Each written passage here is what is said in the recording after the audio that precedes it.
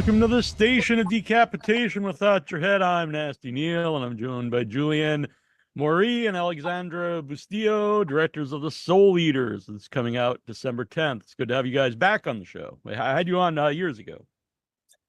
Hi, Neal. I know. Hello. So, first of all, can you give people an idea of what The Soul Eater is about? It's about a mystery. There you go. Yeah. Yes, you don't want to give too much away. It's a mystery. It's kind of different from what we've done so far. It's much more like a dark thriller, and not a pure horror or fantasy movie as we did previously. And so yeah, that's a new take on a subgenre that we like also. So, what interested you? Because usually you guys write your own material. With I think the only exception before this was Leatherface. So, what was it about the story that, like, oh, this is something we'd like to be involved in? To be simple, because it was an idea from a friend of us, Fabrice Lambeau, who is a producer. He worked with us on our third movie, Among the Living. He was produced it, and so we stay very close with him. And one day it was a very simple plan. He came to us and said, guys, I know that you are writing your own scripts, but do you want to read another one? It's an adaptation from a French novel. The Solitaire is a French novel, very well-known French novel, who had a very big success in France. And so even if Leatherface was an horrible experience for us, we are still open-minded to work with another writers or projects we didn't write. So we said, of course, we want to read it. So we read the script, we read the book, and after that, for us, it was okay because we like the story, the mood, etc. So it was very, very simple. So we say, okay, let's go. Since you said it was a famous novel, so it'll have do you know what the fans of the novel think of the movie, or is it too early yet? No, it's for the feedback we had, like, were kind of positive, and because but for us, honestly, the feedback we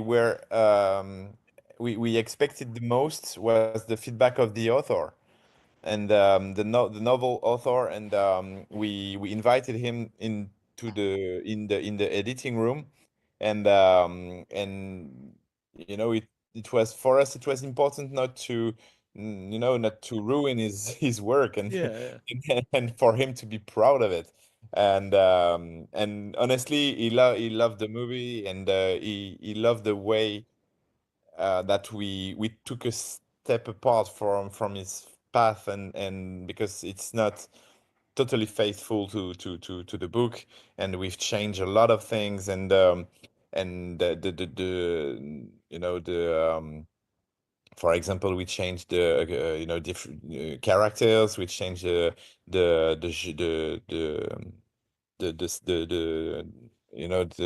sex of the villain, and we've changed the ending, and how, the place, the whole action of the end of the last act was taking place, and so he was surprised by watching the movie. So this was something important for us. You said it's a different kind of movie for you guys. So, how about your fan base? And has that ever been what's like the pluses and the minuses of being, you make Inside, like your first really big movie, has people love it, but then they sometimes expect you to keep making like a really gory film. I assume there's pluses that you have a following, and then sometimes, is there ever minuses to that? Like they expect just you to keep making a movie like that? We of course, you know, when you start your career by doing a a really hardcore movie like Inside and very gory and extreme, um, you know, people are expecting you to keep it, you know, to keep in this way, but we never had like a career plan with Alex. There is just, you know, stories that we want to tell, and uh, I think, you know, for this one was the first time that we do a dark thriller and something different, as I said, and you know, horror fans, you know, were disappointed, and thriller fans were like shocked by the horrific aspects, and Right, so right, yeah. by Because the there are some gory scenes. there are some gory elements, and so I think we were like in between, and but for us it's honestly to tell horror stories are our DNA, and this is how we have the much fun, and this is how we naturally want to tell stories, and so for the Soul Eater, we have had to the script a lot of, you know, horrific moments and the graphic and gruesome elements. So for example, we had shot, you know, the sequences of nightmares, with ghosts, and we decided to cut all of this during the editing process, because we were like, okay, that's not a horror movie, so we need to get rid of the jump scares and all of the you know, the way we express, you know, tension with our natural tools, and but here we were like, no, it's about much more about not having the audience jump, but having the audience like care about the character, and being into this investigation. This is a crime story, so we need to focus more on the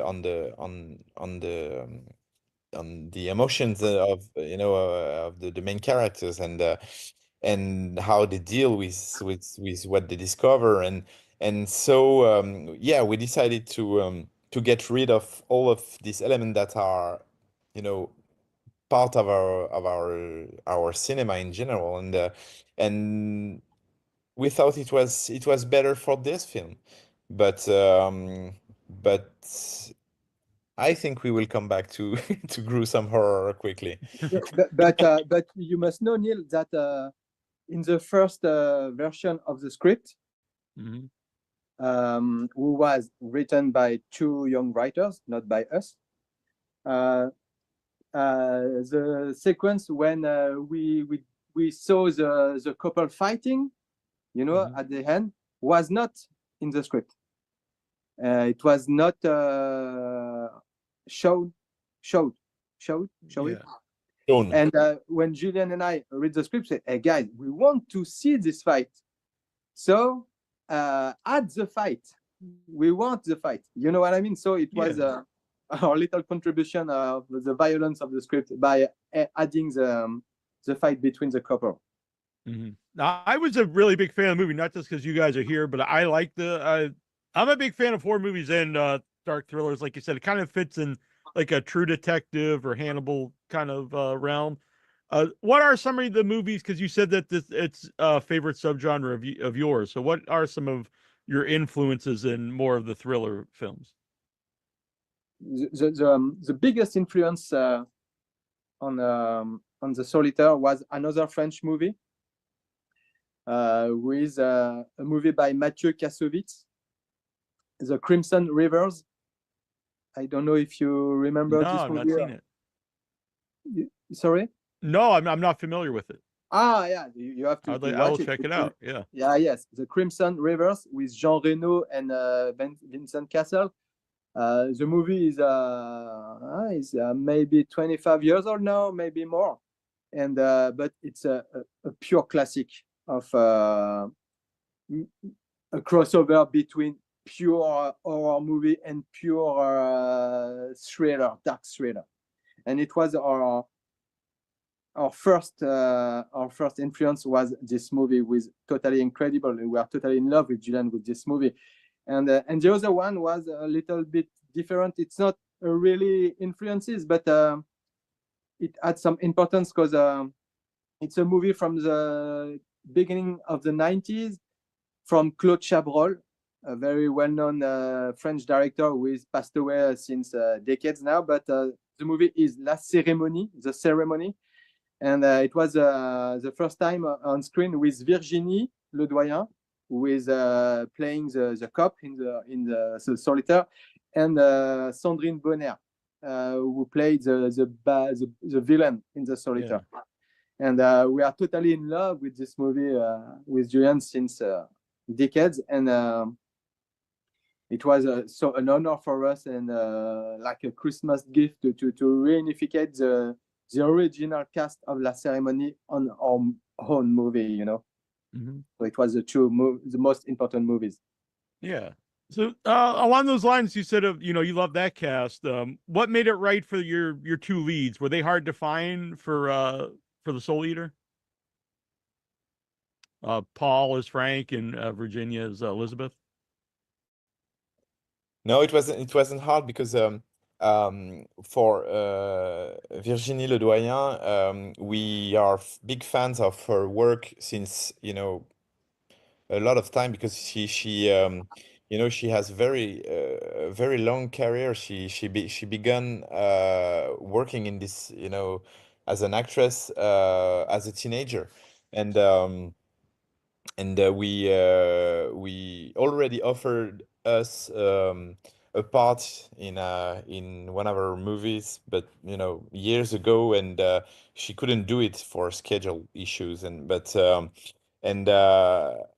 we and plus we knew that she was fond of horror, and she loved it. She loved as a viewer, and so when we contact her, she said yes, like immediately, in a weekend, and she was like very excited because even if she had shot a lot of movies, and she never played a police officer, an investigator, so she was like exciting to had this new role to her filmography, and it was kind of easy to work with her because, as I said, she is like an horror fan. So when you talk about references on the set, she got it. She's like, she knows the movies of Dario Argento, of Lucio Fulci, and John Carpenter, and she knows all of that. So it's kind of really cool to talk about references that you share with your cast, and for Paul it was kind of easy too, because the first time, he's not a well-known actor in France, but he has done dozens of supporting roles, and so he's like very very uh, strong actor, and what we love about him is what he is in the real life, and when we first met him in a coffee in Paris, and when we first saw him, he was like, he's tall, he's very muscular, and his face is like a boxer, and so he can be kind of impressive, but when he starts talking, it's like he has this very like very soft voice, and he's like talking like almost like a kid, and so we thought this uh, difference was really striking and very interesting for the part of Frank, because Frank is like not is pretending to be someone, and is like showing an aspect of himself that is not really who he is. He has a hidden agenda, and so we thought it would be interesting to play with what Paul is in the real life. Yeah, and it's a really physical role. He's running around the woods, and Yeah, so he yeah. works for that. And then you also have to have a lot of empathy for him, so it works on both levels. You're right. We made him run. So, yeah, he does run a lot in the movie. I was like, I think he's really Yeah, running yeah, here, yeah. but yeah. So it's deals with a lot of dark subjects with children. Does that play differently in different countries? Like, is there any countries like don't want to play a movie like that? No, we didn't had any bad feedback. Although it's a universal taboo, molesting children but no, I think the movie was sold on many different countries, but we never had any bad bad feedback because we are not showing anything, we are just playing with the idea and the Yeah. fact that everyone knows what we are dealing with and what we are talking about. So you don't have to show stuff Yeah, we to said be universal taboo. It's also universal problem, so everyone would would understand what's going on and yeah. have a feeling about it. And the movie is a very, very big success in Russia, so it's maybe a beginning of an answer. Oh, Will no, there ever go on, sorry? Will there be a physical release? I know it's coming out on video on demand. Will you guys do it like a Blu-ray? it states. Was that? Well, Will there be a physical release? Blu-ray, DVD? in France, yes. Oh, okay. Oh, okay. I didn't hear what you said. I'm sorry. And in other countries too, yeah. But in US, I don't know. Yeah, we already had in Europe. We already have had countries that released it in 4K, and in France it was in Blu-ray with some extras with some cut sequences but yeah, I don't know if the movie is going to be released in the US in physical edition. I don't know. Yeah, I don't know too. I just want to ask quick about the festival run. Premiered at Fantasia Fest, and so what was the festival run like, and how important are the festivals for you as filmmakers? We the movie opened in the world premiere was in Rotterdam. Okay, so it was like the North American premiere, I guess, was Fantasia. And yeah, but yeah, it was the North American premiere, and and we went, to of course to CGS with it, but it's we felt the difference, between what the movie, the kind of movie that we do usually, and this one, the fact that it's a thriller. It was kind of different, in terms Yeah, of they play different with an audience because I think like a straight horror movie, there's a little more interaction, with an audience. Yeah, definitely. And people are expecting from us, and so, but with Alex, we love festivals. Because it's the moment where you meet the audience and you can hear the reactions and you can feel if you are if you've done your work right and if they react at the good moments Yeah.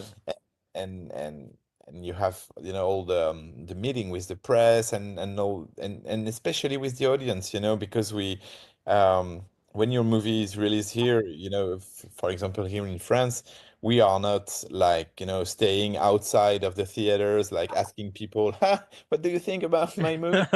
Yeah. So in festival, it's kind of easy, you are there and you have the Q&A after that.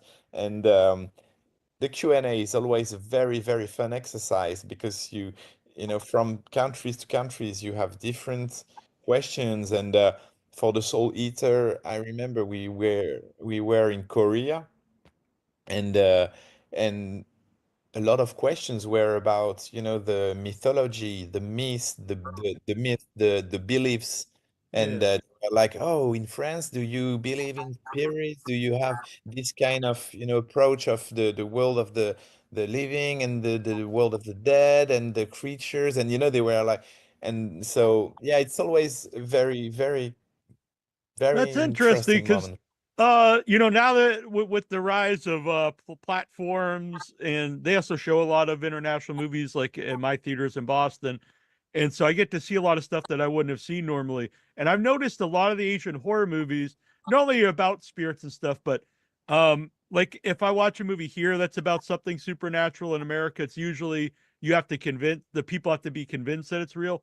But a lot of the Asian stuff, people already have that just belief that this stuff is real. They don't have to be convinced about it. And it's a big difference Yeah, in the culture. And I always found that very interesting. yeah, definitely. Yeah. And I meant I have that in my notes too, because you say a dark thriller, but it's also horror movies. Kind of, it's got like folk horror elements. So I think there's a lot of different things going on in the Soul Eater.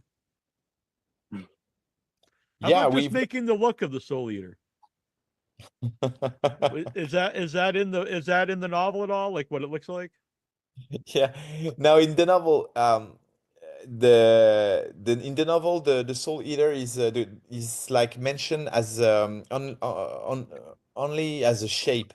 Is like, seen by the kids, but in the forest, and they just like see this shape moving, and they imagine that it is a creature, from from the folklore. And but when we took the script with Alex, we were convinced that we needed to show the creature and to um, to show what the kid was imagining in his mind. And so we've worked with our special effect crew, and about and thinking about what would be the expression of this trauma, the trauma of that kid. And that's how we end up by giving the aspect of a monster with the horns, but also we wanted to have this original visual. And that's why he's like all made of flesh. Even the horns are made of flesh, and this was something kind of different from the monsters that we used to. And the fact that the mouth is sealed, he has no mouth, and he cannot talk, he cannot speak, he cannot yell, he cannot express his fear. And so yeah, this were the basic, thinking of the, how to create this monster. Yeah, and the poster art after seeing the movie is even creepier. Just the kid actually holding hands, walking, into the woods with the monster. And once you know what the movie's about, that's a much creepier image. Yeah, yeah, yeah, yeah, definitely. We didn't want it to let the audience think that, too much, that it could be a real creature. It's just in the beginning of the story that we we play a little bit with the idea of, is he real, is he not? And but it's not the heart of the movie. Really Yeah. quickly we skip to the crime story investigation. Hmm. And I should have asked though, what was your answer in Korea? Like, is there a lot of like folklore in France, and you guys believe in spirits and things like this. Yeah, yeah, but then not in the same way. The spirit world in Korea is much more vivid. It's something that, they deal with the spirits in, and they are part of the daily life. In France, it's much more different. It's the spiritual aspect of beliefs has kind of disappeared, and now it's just old legends, old tales. But we have a lot. There is a lot of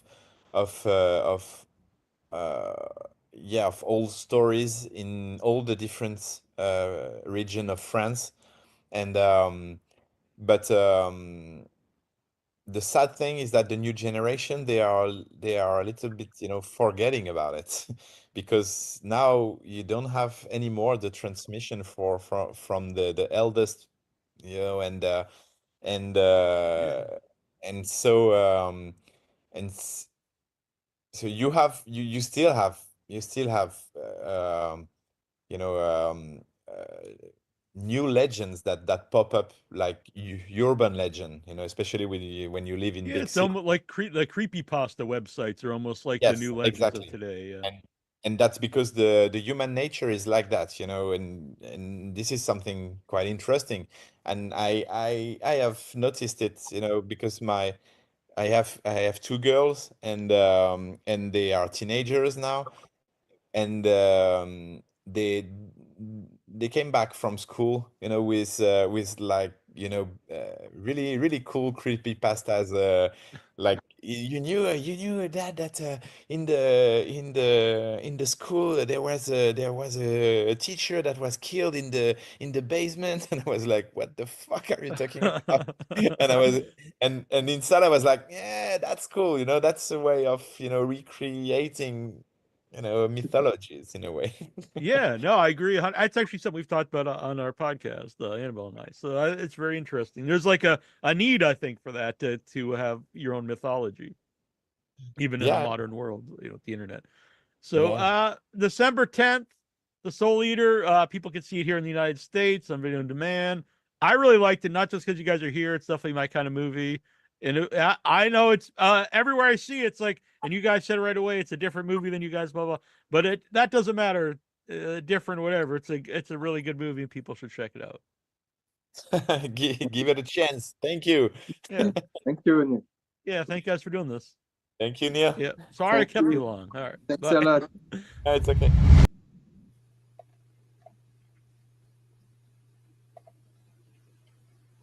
Oh, are we on? Like live on? I can't.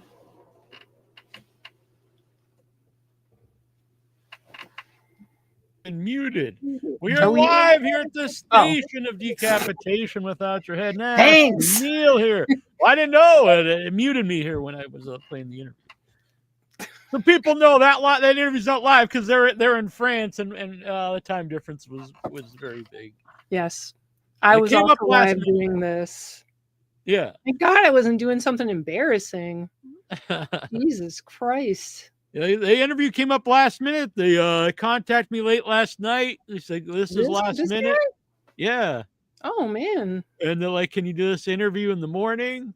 They said like 8 in the morning. I was like, "What the?"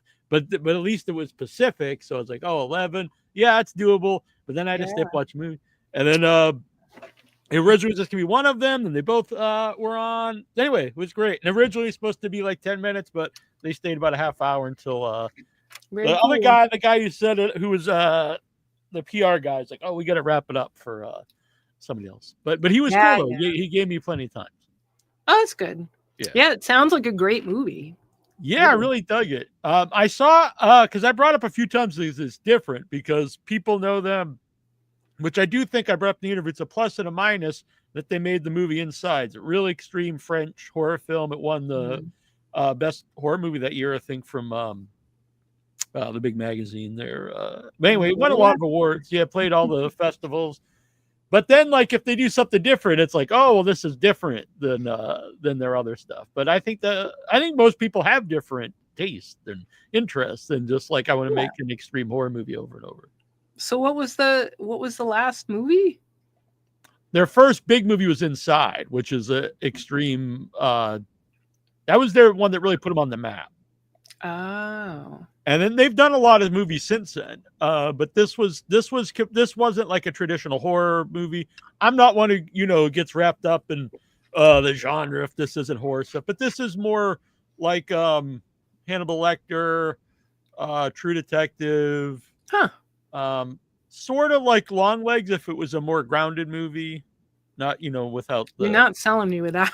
I know, but I'm just saying it's in You that lost. world with it's detectives, investigating something that may or may not be supernatural. Child abduction. Very dark. It's in French, so it's subtitled. But great. It was really good. I really dug it. Cool. Very nice. I think it's a movie you would like. It seems like a movie I would like. Yes, more movies by people who are not made in America themselves. Yeah. I had talked to them on Instagram about doing a regular interview at some point too, because like I said, they've been on the show twice, but neither time did we really talk about their big movie Inside. So that would be cool. Mm-hmm. And they briefly touched on the one movie they had a terrible experience with, and that was the Leatherface, their prequel, which they're not fans of themselves. So that would be interesting to talk about what happened there. Yeah. I feel so bad for creators that get involved in projects. And I remember years and years and years ago when The Void came out, and we had the dudes on from that. And I got to see it at Brattle and saw them. And oh man, I don't remember which one it was. There was a guy with dark hair and a guy with not dark hair. And the guy with not dark, I feel so bad. But he was like trashing his own movie. He's like, this didn't come out anything like we wanted it to. Even that's the guy who made that Freaky Frank movie we were shown clips of the other week with like really? With the weird crazy puppet. The dark-haired guy or the other guy? The skinnier guy. I think that's the dark-haired guy. Okay. He's cool. He's very laid back dude. Yeah, so when you hear, but sometimes you watch something and you feel pretty good about it or not good about it as the audience member, and then hearing it didn't come out the way they wanted it to. Like, well, I wonder what would have happened if their vision came to be. Would I like it more or would I think it sucks? Yeah, because the Leatherface one, this is the first movie besides Leatherface that they ever made that they didn't write. And so they said, unlike Leatherface, which was a terrible experience for them, this was a good experience. Yeah, but this is also based on a famous novel in France. There's and this isn't a spoiler because it as they even mentioned, it's pretty early in the movie. You see this, but I really like that you see the Soul Eater through the eyes of the children and what they see it as more supernatural monster, and then you also see it as the adults see it, which is and I thought that was really well done. Interesting. Yeah, very interesting. So it's creepy. Yeah, it's a creep. Yeah, it's they call different things procedure. I always think that sounds like that never sounds like an interesting term when they call something like a crime procedural, or however they say it. Procedural. Yeah, that's like those shows like Law and Order. Uses that expression. It comes up all the time, but it's also got some like horror stuff. I mean, that's just what that genre. Like hoity-toity film people. Yeah, well, that's what that genre is called, like Law and Order type shows and stuff like that. Well, hoity-toity, Neal, calm down with your fine language. Yeah, no, I just dug it. I was good. Like I said, to me, it's a horror movie, a thriller, whatever you call it. But I like it. It's a good movie. Hello, people. Yeah, we got a lot of folks. I was really not with it. I was listening, and then boom, I heard swoosh, and here we are. Yeah, love that. Well, thank you. Happy birthday to Troy, yeah. Christopher Eric Outridge. Yes, that's so funny because my best friend from childhood, Michael Feener. I love him dearly. He saved my life, being such a cool person. His birthday is today too, so it's like Well, Christopher, I don't know if your brother's cool or not, hopefully, but I know Troy's cool. Yeah. Oh, Does he like oh, Bernie cool. Wrightson? That's the question, because my friend does. And It's Troy like does. him and Troy are into the same stuff, except Yeah. this guy is my age. Yeah, and Troy gave me the Bernie Wrightson Frankenstein book when I was a kid.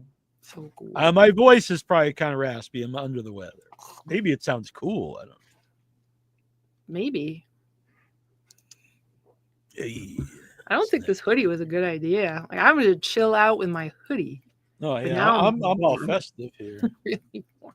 So I big, did not have it in me to be. I thought about it for about a millisecond. Like, no, I'm wearing a hoodie. Fuck that. It's been that kind of day. I don't know if you saw my post a little earlier when I was super distracted. I didn't know if I would even be no, I awake was enough to do napping this. today, so yeah. I mean, it was literally before the show. So I posted. Someone wrote some dipshit thing on one of my posts, and I was just like mad. So if I get mad about something, I'll usually post something and keep it. Matt Skinner does this, but he's very specific. Some people do this and it's super passive aggressive, and they're like, people do this. I'm just like, here's my werewolves. But in my mind, I'm like, this is what I want to do. So if I'm having a bad day, you'll see something funny. If I'm having a person pissed off, you'll probably see something violent. No, I see. All right. Yeah. So I haven't been to Boston in, I don't know, a couple months, I guess, but What? over a month. A couple Over months? a month. Yeah, I don't think I've been since we Wow. went for Halloween. Really? But I did see there's some horror movies playing this weekend. Werewolves, a horror action movie, which I think looks cool. And seems like Is it called werewolves are really Werewolves? starting to come back. Yeah, it's about Werewolves. actual werewolves. And the guy does the effects, had done effects for some big stuff like I think the new Alien movie and a bunch of different things. So that's cool. Then there's 2 horror comedies, one with Nick Frost or by Nick Frost. I think he wrote it. Nick Really? Frost. Yeah, Getaway. And then another horror comedy, Y2K. It's a horror version of, I guess, if everything went wrong like we thought it was going to in the turn of the century.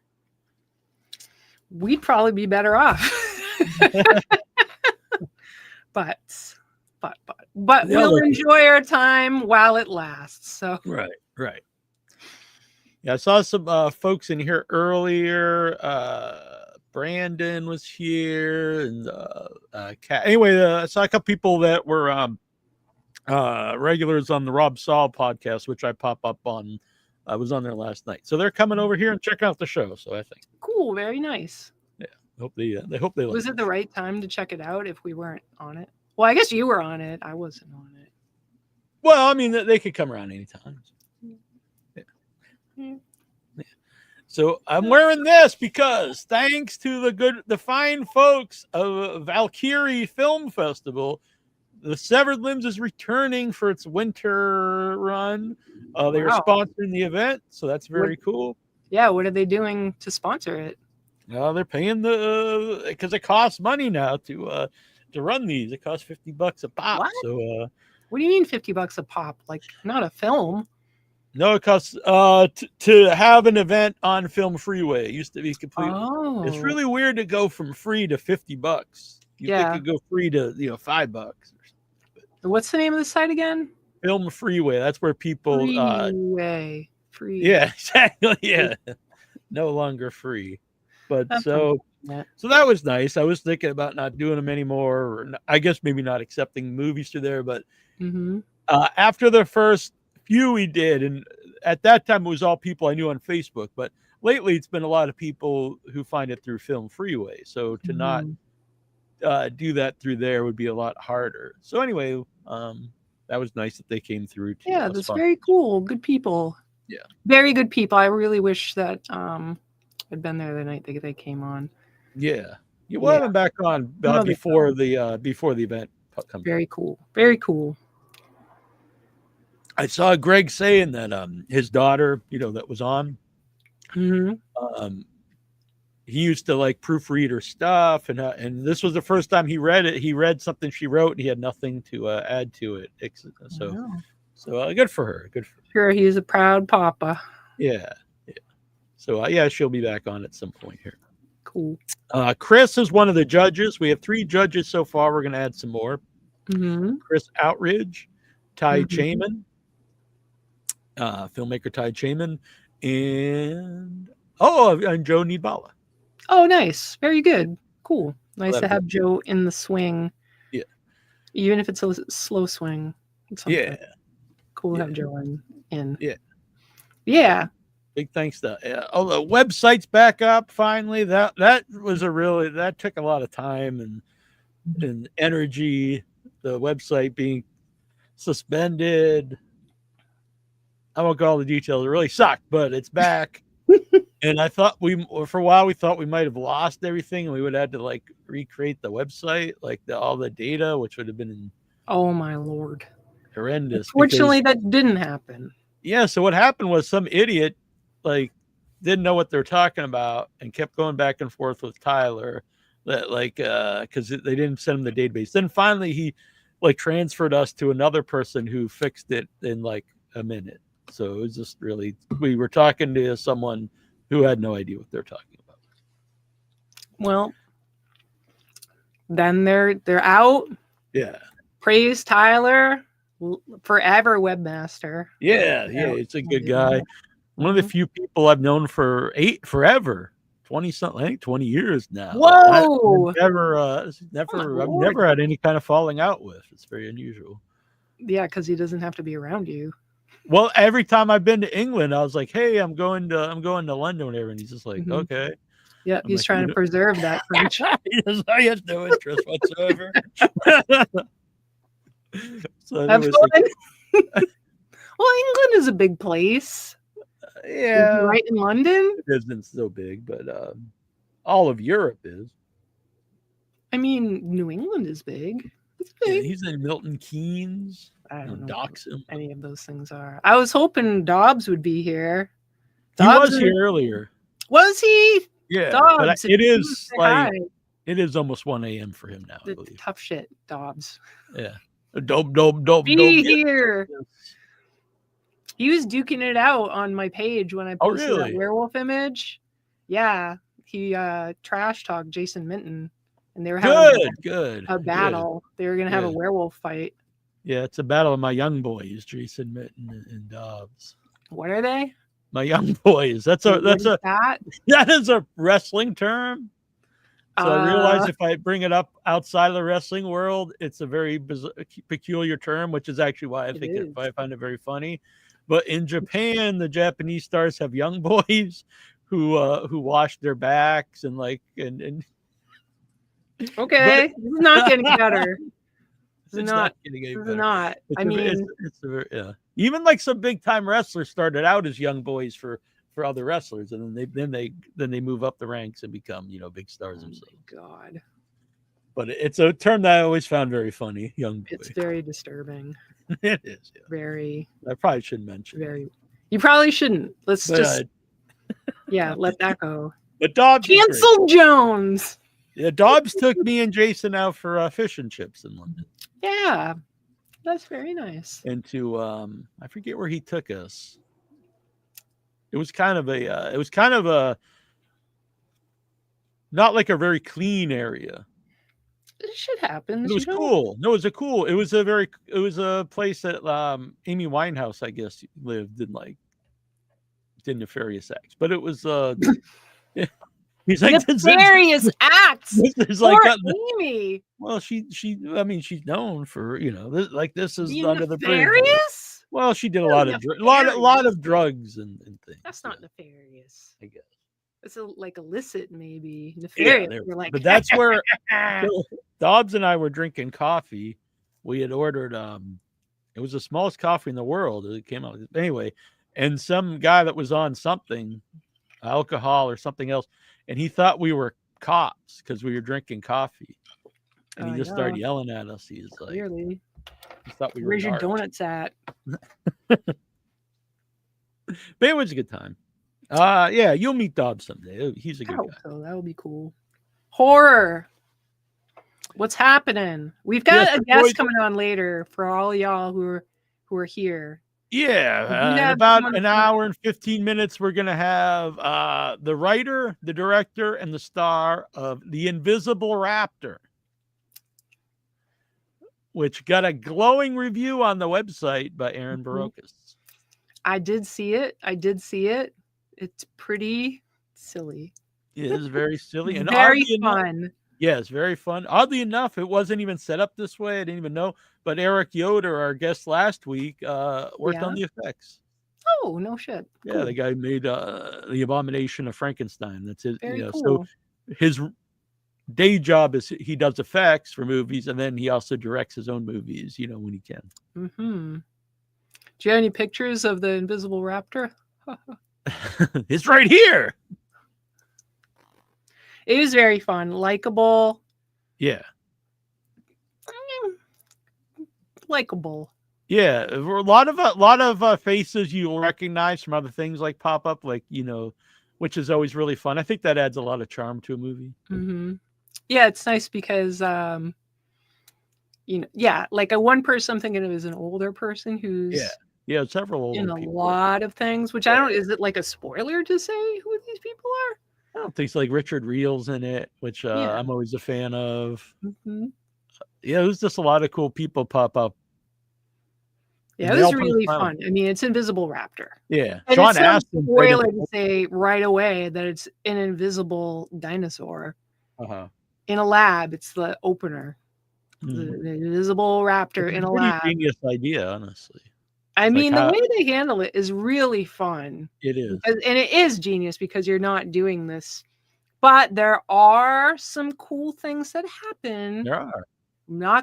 And that are effects involving the creature. Yeah. Fun And dialogue. What I'm thinking of is pretty awesome. So check it out. It's not just an invisible raptor. They do different things with it to be clever. Yeah. It's So it's Troy's birthday. Like I said, happy birthday to him. Do you have the first 5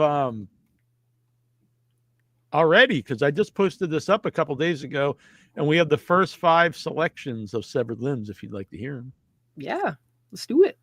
All right, let me grab them here. I have, let's see, number 1. Gonna scroll through all. We've got a lot of pictures here lined up. Cool, good. All right, here we go. Help. No trespassing in Transylvania. That's awesome looking. I love it now. Mm-hmm. And do you remember last time we had it was a movie made by like a family, and I was like, it's very reminiscent of Jim McDonough movies where it's like a bunch of kids doing the effects so this is maybe the same folks. Oh, cool. And so they sent a bunch of really fun behind the scenes pictures. I didn't save those here, but oh my God, it's just very fun. So no trespassing in Transylvania. A group of mummies stumble onto a vampire's property. Interesting. Very interesting. The bloodless mummies. Yes. Intriguing. It's written, directed, produced, and starring Michael Maxwell and Emmett Dorfman. Mm-hmm. The Dorfman brothers. So there Very we go. nice. Runtime 5 minutes and 9 seconds. Number 2 we hear is Final Escape, which is a very different film than No Trespassing. Are these people from New England? She looks really familiar. I'm not sure, to be honest. Yeah. Yeah. I don't know if she's like just in the festival world because she looks super familiar. So what is the deal with Final Escape? Runtime 2 minutes, 20 seconds. 2 young women are trying to flee the woods after witnessing their friend get brutally murdered. Written and directed by Larry Rosen, produced by Larry and Lindsay Smart, starring Yasmin Dalul, Betsy Regis, and Rebecca Lauren. All right. I like that they don't give away too much in any of these. They do not. Number 3 is a movie that I've seen before, and I was very happy that she submitted it, and that is Jane and the Brain. Jane, oh, nice brain. Brain is just chilling on the picnic basket. Jane copes with the loss of her husband by keeping his brain with her at all times. All right. Written and directed by Hope Muhlbauer, who has been on the show and very cool. I had met her when she was she wasn't like, she was a teenager at Buffalo Dreams Fantastic Film Festival, and they made a zombie movie. And she had already gone home. Her dad brought her home, and Greg called her up and was like, you should come back and do this interview for Without Your Head. Knowing that like she's young and she has a lot of potential and this would help her get out there. And so her dad drove her back. We did the interview, and she's gone on to make her own shorts. And she also is assistant director, I believe, on Greg's new werewolf movie. Oh, wow. Nice. Very cool. Good for her. That's excellent. And she's still like, I think, in her early 20s. So producer, written and directed by Hope, produced by John Norris Ray, Al Warren, and James DeLulu, starring Gabriel Nunzio, Alyssa Grace Adams, and Donovan Gale. Christopher Outridge down here is all about Dorfman Brothers. Yeah, the Dorfman Brothers. Yeah. He's excited. Yep. It's pretty cool. Yeah, when we had Hope on, she actually had the brain in the background, which is really cool. Really? That's sweet. Let's see. Number 4 is Swamp Buck. We got a nice mix of stuff so far. An innocent campfire, a reluctant storyteller, and one hell of a first hunt for a young man in the Minnesota back country. Equal parts 1980s direct to VHS and timeless parable. I really hope that's not AI designed because it's an awesome poster. Yeah, it is really nice. We have to talk about AI tonight. I'm really steaming about AI. So written and directed by Jason Ewart, who I believe is his submitted stuff in the past. I don't have any other names here. All right, number 5 is Red Pond. In 1977, the communist regime ordered the evacuation of 1,000 people, 400 families, who were in the pond area to store the toxic waste from the mine. Wow. A student obsessed with the case launched a journalistic investigation. The footage they left behind only raises new questions. You were like the age of this child then. Yeah, a year older. Yeah. She's a year older, or you were a year older? I was born in 76, so you weren't like, I'm looking at this child. Yeah. So she's your babysitter. Yeah, right. I know. Yeah, if I would have had such a thing, but yeah. You were just left in the dirt. No, that's why I was just brought along to watch all these like R-rated films. That's what.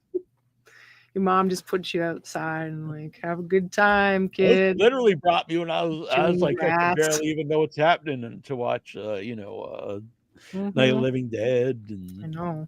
That's why you're so freaking warped. I have no excuse because my parents were relatively normal. They did not watch horror movies, that's for sure. I've got nothing. I saw Caligula. In my genes. I saw Caligula very young.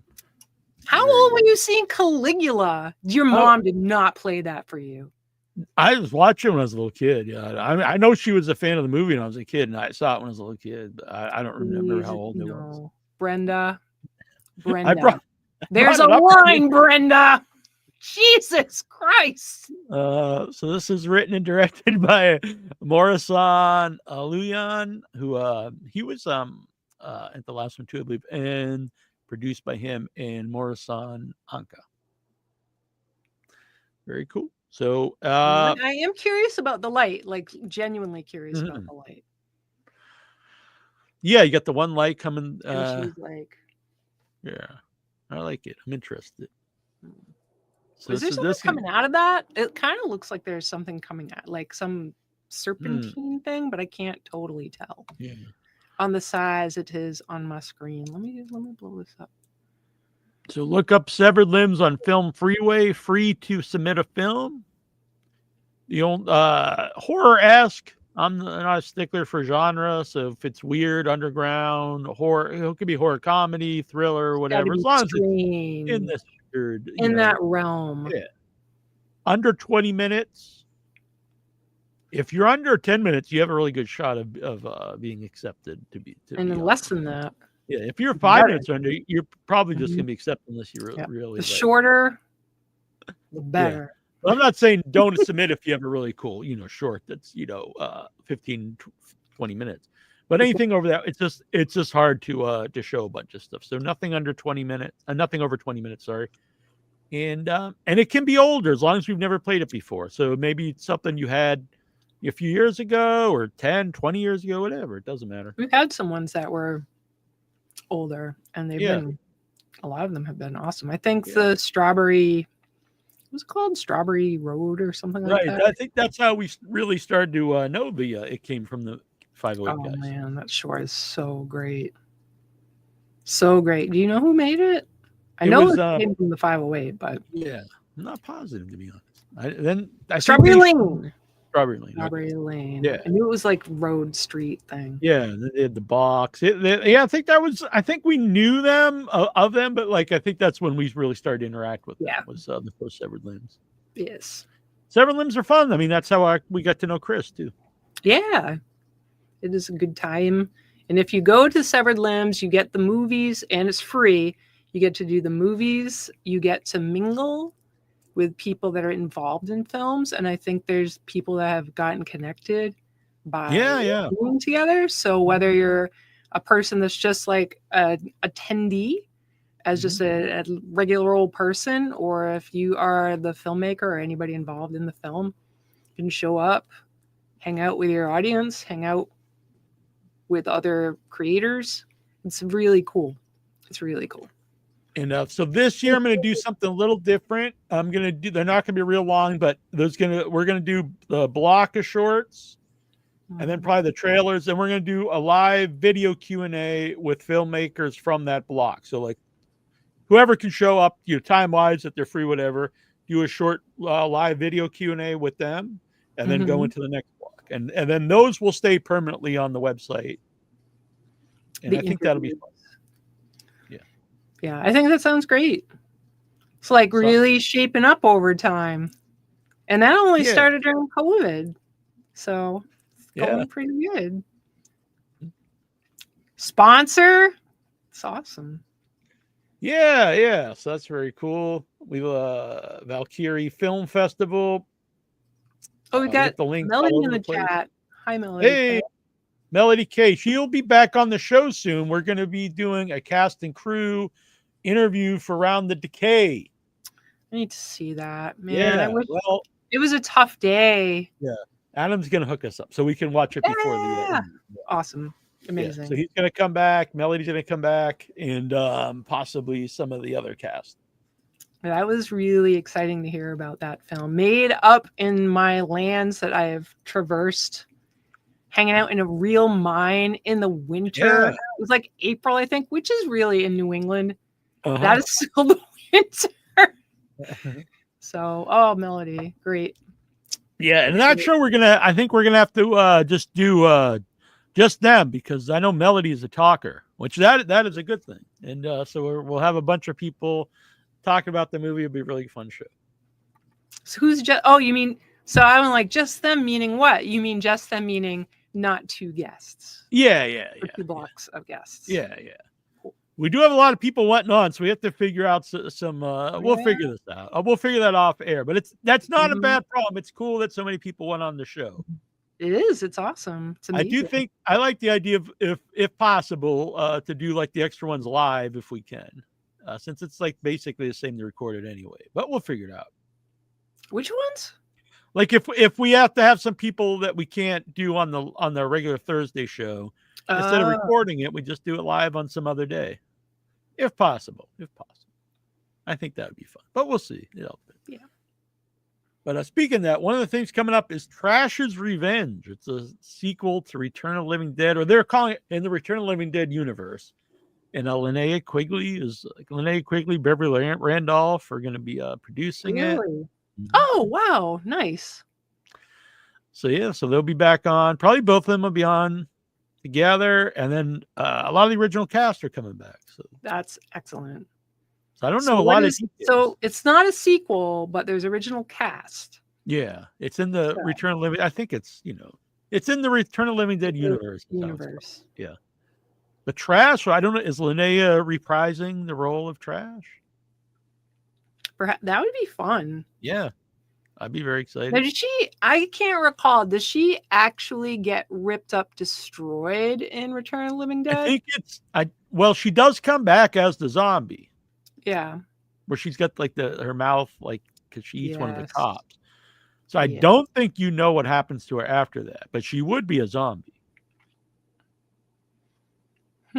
But who knows? It's decades later. What happens? Yeah, maybe they've got healing Cure? zombie Maybe she's kept some of her mind. I don't know. reverse I'm spell. interested. Yeah. Well, we don't have any idea. No, they're going to come on But and talk it's about fun it. to think about how that could work out. Yeah, they're going to be launching an Indiegogo soon about it. Cool. I know Tom Matthews is in it. Nice. He's been on the show several times. Beverly's on the show several times. Lene's been on the show several times. So that'd be cool. Because they're great. Yeah, yeah. So I'm very excited about that. Nosferatu is coming out. Man. It looks awesome. Christmas Day, I believe. Yeah, yeah. I don't think I'm going to be going on a Christmas Day, but Yeah, I definitely want to go. Yeah, that's when we have to do. We have to. And that's going to have to be a Christmas one. We're going to have to Christmas it up. Yeah, yeah. That'll be our Christmas It's gonna special. Yes. Yeah, that'll be fun. It'll probably be sold out, but I gotta say the popcorn bucket's pretty awesome. It is, but I can't. I have too much. They sell out. I like, don't see it, but what Neal's got behind him is basically my entire. Yeah, they sell out immediately. Did I show you this? I think I showed you last time. New. Apparently, it's very fragile. It's a Bride of Oh, Frankenstein. cool. Oh, that's cute. How did you get this? Michael's. Really? Yeah. Wow. It was on the Halloween clearance. I was like, wow. This is pretty sweet. I loved it. So I wasn't going to get it because they didn't. I was like, well, I'm going to get it. Then maybe I can find Frankenstein. But apparently, they also made a Frankenstein and the Mummy, and they're both sold out everywhere. Well, she should be on her own anyways, and not with Creeper Frankenstein. It's not his fault, though. She was set up for failure. Oh, so was he. They were Yeah. both set up for failure. Poor couple. No, Melody has a cool. Well, when we have you guys all back on, you'll all be able to be seen. Yes. So that'll be fun. Have your cool red light. Yes. Definitely. But yeah, and not tonight because we have another group of guests coming on. But we'll do another stream-in show where people can video in and talk to us. That was fun when we did that last month. It was. We'll try to do it at once. Well, sometimes we have a ton of guests, so it's hard to do, but we'll figure it out. It'll be at random. No, so come every time if you. Yeah. But it would be nice anyways. I'm excited You too. can't be overly excited No. to be on the show. Yeah. Excitement is welcome, no matter. I mean, if you're gonna scream, that would be something. Don't scream. Yeah. It screams a joy. We're excited to do it. We've been really wanting to see the movie. Adam was super cool. Melody was awesome when we are on the show. So this will be really fun.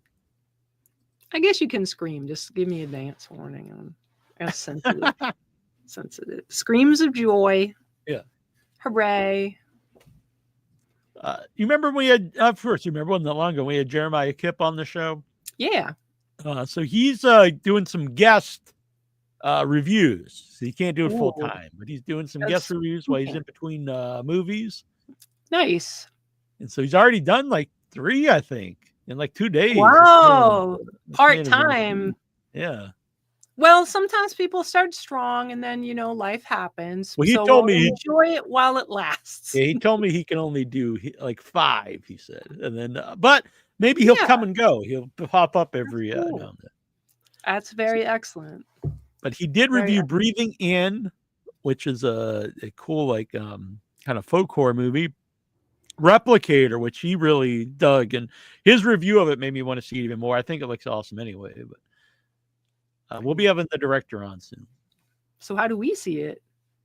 We have it. We do? Okay. Yeah. And Getaway, which opens us. That's the Nick Frost horror comedy. It's opening tomorrow. Oh. Cool. I have a cookie party to go to on Saturday, so it can't be Saturday. Okay. We'll be decorating cookies en masse. That's very cool. It is really cool. It's for charity thing. It's very nice for people whose families have been touched by family members who have overdosed and passed. Oh, So, yeah, it's I wish I remember the organization, but they have like these big Christmas events, and they have like gifts and stuff for people. Like they give out little cookie things, and it's just like a nice community, because people who've had those kinds of losses, it's nice for them to have that shared space. Yeah. So I'll be doing cookies for that. Yeah. If you want to go Sunday, let me know. I shall. Yeah. I shall let you know. Because now that Troy's got his computer fixed, we can do our meetings, whenever everyone's free. So. Yeah, Arbor Day meetings. I got to get back on the boat with Arbor Day. I've been like, I was doing stuff, but then the site really messed me up. So yeah, all of us. Troy's been really nailing it. Yeah, Troy's been going crazy with stuff. Yeah, he got his new I don't know the wood thing. I'm not even sure the name of it. He got it. Anyway, it's in the the mold. The latex mold? The drill, the drill bit. He did. Bit. Yeah. The one that he's trying to dig into Stumpy with. Yes. Yeah. Did it work? He got a new one? So. He said it didn't break anyway, from what I understand. Well, I did warn him. I have really genuinely been around wood carving for like 5 years. I was around it. I know the wood carving things, but I wish him the best. He might be flipping it. Like I felt bad because anyway, when we originally, so here's a little bit behind the scenes about Stumpy. It won't give much away. Originally, he was going to be in one scene, and he just was going to be a static thing. So should people even just know a little bit about Stumpy, so they understand what Stumpy is a character in Arbor Day. Should they know what it looks like at all? That's I think Stumpy kind of get doesn't. It could be a person with like peg legs, or it could be so many things. We probably should go too far into what he is. So it's should we say it's not? Well, we can say what it is. He is one of the demon trees who has been cut down, but he's growing back. That was a lot of detail. I was just going to say Stump. Just Stump. He's a Stump. So originally he was going to be in one scene. It's kind of a gag scene. It was going to be funny. And so he was just going to be static. So Troy was originally designing him that way. Mm-hmm. And then I was a little let down because he has grown to be a bigger character in the movie, and he's being voiced by Paul Ehlers. But then I got to realize I'm the director. So I was like, I just had to tell Troy, we have to be able to move some stuff. And he's totally fine with this. And so now, but it's become more a bigger project to make Stumpy. So his eyes can move and his mouth can move. Yes. Yeah. Because a stump that is seasoned from a hardwood tree is very hard. Uh-huh. It's like trying to dig into a rock. It's hard. Yeah. Hopefully Stumpy won't split, because I think that would be really disappointing for Troy to put all the effort into trying to. Oh, he could use, the ice thing. He could try to use that. One of those ones that you drill into. Like if you're going to be ice fishing. Yeah, it's possible. I've got a ton of old tools down here and stuff. My uncle had, but I don't really know. Maybe he could look and see if there's anything. But I think they're mostly like saws and stuff. Like probably the best. I know it's by hand, but when we were doing chipped stone, those chisels, the hand. Yeah, hammer and chisel. Yeah. But that's Stumpy. So Stumpy is a big project for Troy, and man, he's been really on the ball. Well, he got that liquid latex, and I think that set him on fire. Yeah, I have been joking that I made a monster getting him the liquid latex, but he's great with it. He created this, which originally was just the Neal. It's my belly button with hair. He even added some hair to make it even grosser. It's really gross.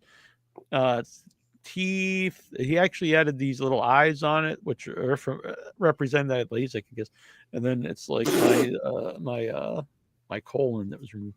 So this was so cool, and like so many things in the movie, it inspired me to write more and actually write this into the movie or something. So I won't give away what it is, but I remember you it's being actually so part of it. sensitive about that.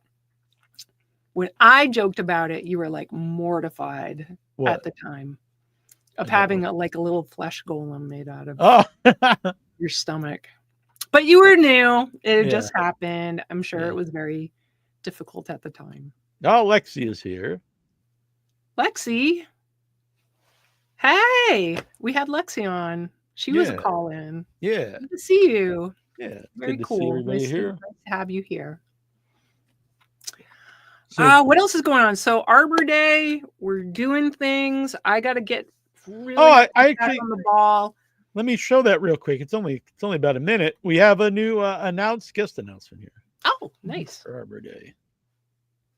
Grab it. Last time we played Andrew. That one was like a little longer video. I think it was that one's more to introduce you who Andrew is. Mhm. Andrew Saver. He's playing Percy. Here's an announcement. Hey everybody, this is Bill Whedon of Sergeant Kabuki Man NYPD, Psycho Ape, The Once and Future Smash, and a bunch of other stuff. And I'm here to tell you about how happy I am to be part of Arbor Day, the Without Your Head production coming up, in which I will be acting with people like Annabelle Lecter, Troy Jones, Neal Jones, and it's going to be quite a project, and I'm looking forward to being in it, and I hope you'll be looking forward to ultimately seeing it, but in the meantime, donate a little bit something to the crowdfunding effort, which is beginning basically right now. So, Bill Whedon here, signing off and saying, Happy Arbor Day. Till next time. Bye.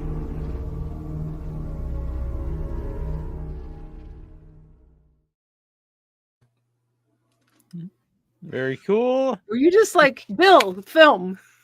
Basic. That one he actually did a Oh, lot. So yeah, gotta give people like a moment to compose. he recorded himself. Yeah. Oh, okay. Bill's a good man. Yeah. I'm really happy to know Bill. Have met him.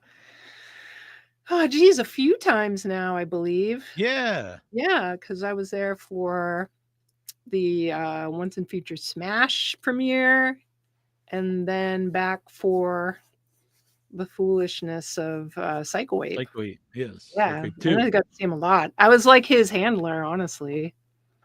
I attended to Bill. I was looking out for that poor guy in that fucking 120-degree wrestling place. Yeah. Waters. Yeah. That was a big help, definitely. I For was sure. looking out. So, Arbor Day. We're gonna be filming. Is it in May? Yeah, and May. Yeah, it should be May. And Bill's gonna be filming Our Man Funk the month before. So anyway, I'll be in Funk. Bill will be in Arbor Day. Yeah. So, You're going to be in Funk, huh? Mm-hmm. Yeah. I took on a different role than was originally suggested. Reversal of fortune. So I'm going to be playing the mob boss. Again! Yeah. Mob boss 2. Yeah. You were the art boss or whatever. That's right. Yeah. And that's never been released, unfortunately. But I was given the footage to use in a reels because I want to put together an acting reel. I feel kind of conceited saying that, but I was like, I think I'd like to put together. Yeah, I want to put together an acting reel so that from Smash ends on 2. I want to get some footage from Kansas, hopefully, if I can get that. So show my range of acting. Umbilicus Desidero. That one is the ones you actually play yourself, I think, are your strongest ones. And I would think for people that would be really hard. Honestly, I think it would be hard to play yourself and come off as natural. I think you do amazing in those. even though you're acting as you, I think that would be really hard to just deliver lines like you did for those roles. Yeah, when we did Umbilicus, once I got so for people who don't know, so I had a few surgeries, and the one was to fix multiple hernias, and how the surgeon described it, like they split my stomach muscle into an Asian fan, so it was all fanned out, and then they put cow tissue over that, so all They through put together. cow tissue on it. Yeah, because You got I even cow? joked. Yeah, I joked like I was like, if I eat a burger, am I a cannibal? And he just looked at me and then just kept going. Like, but yeah, but it was weird though, because if my stomach started to turn gray or blue or something, that meant that I was not accepting the cow tissue, which is not rejecting it. good. But I apparently accepted it, and which is very weird. I didn't even, I actually didn't even know if something like that's possible. But so anyway, it was a very painful surgery, and part of that, the recovery was actually very painful. And the from that, I was going to have no belly button. And so Michael Epstein was like, well, let's film a documentary about that. And I really thought he meant like a real documentary. I was like, okay, I guess. And so I met him. It was the same weekend they were doing Boston Underground Film Festival. And so at first I was like, I didn't really know how to. And then he was like, no, we want to play it straight, but it's, a mockumentary. So I knew exactly what he's going for then. And that one's not scripted, which I do think I'm better without a script, but yeah, you can't be everything without a script. But and I just went, I in my mind, it was like a half hour, just made up stuff. And then he edited it down into the best parts. And I'm really proud of it. It's very funny. It's great. It's my kind of sense of humor. So it really worked. Very fun. So I see Christopher Eric Outridge over here mentioning Arbor Day. I think that's a really good idea.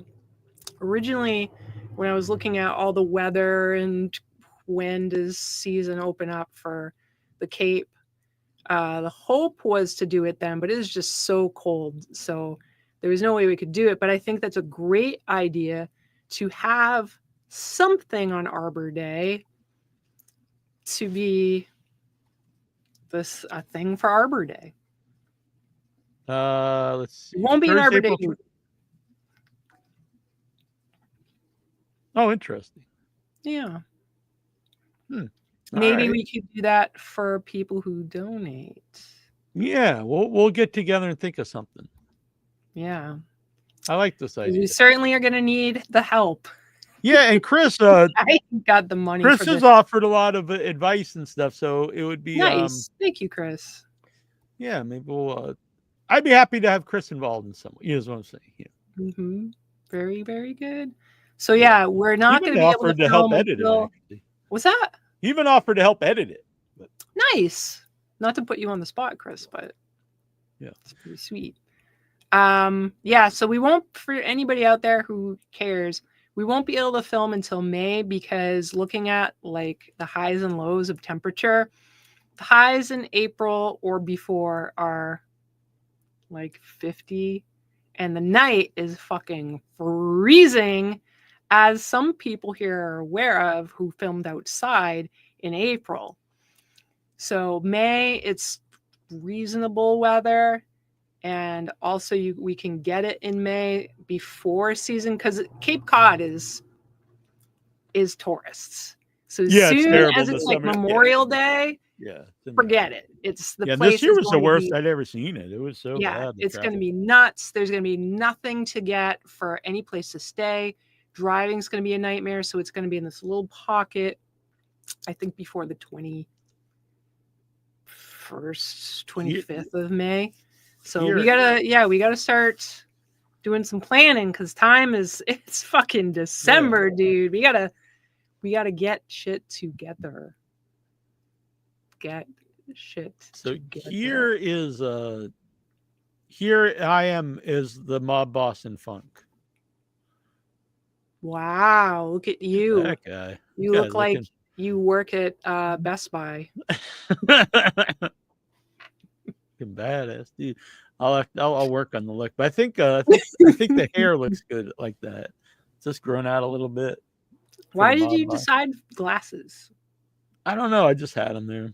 They're I my mean, reading maybe you glasses. should represent people with glasses. People with glasses can be tough. Hell yeah. Fairness to I glasses. need a wearing stogie, people. I think. A stogie. Maybe suspenders. I don't know. This is like Actually, turning into that honestly, dude- if I do think of, I think more actually of like Tony Soprano, so it'd be like a button shirt. I don't know. We'll figure it out. because you were starting to describe Spider-Man's boss. J. Got Jonah Jameson. suspenders. Is it him? No, Yeah. Clark Kent's boss. Oh, Yeah, I'm not sure who that that is, dude. but I know what you mean. yeah, that guy with the suspenders and a cigar and such. Oh yeah, Christopher would like to be involved. Yay! Because I think we can people who actually know what they're doing. So I've been involved with stuff. But What's yeah, no, up? it's good. It's good to have Yeah, a lot of well, I people- think the thing is before we were kind of like Hmm. anybody who wants to help, but it can't Oh, be yeah, anyone who wants. Yeah, We love you and appreciate anybody who's tried to reach out. Obviously, we love all of you people. And Yeah, I've had a few people offer to can't help have with everybody makeup. involved. If Tara could come out, she wanted to do help with makeup. Is she going to be able to? I'm not sure yet, so we'll have to figure it out. My friend Kat, I have two different friends, Kat. One's Kat, Catatonic, and Mhm. the other cat has done makeup in Ohio. She works on some indie movies, so she was interested in helping. So we'll see. We shall see. Yeah. It's 9:21. What have we got for news? All right. So anyway, just found out Chris Darton, who did this movie Damnation, wants to come on the show. It's an indigenous people versus vampire creature movie. That sounds actually pretty cool. So we'll look into that. Yeah, I'm very curious about that. I'm assuming he has a right to be able to make such a film. That this is It's already played. It's been made. It's Oh, I see what you're saying. I see. Yeah. Like, as an he's a indigenous- friend of Greg Lamberson's, who's That would Greg. be actually, really yeah. interesting. Very cool.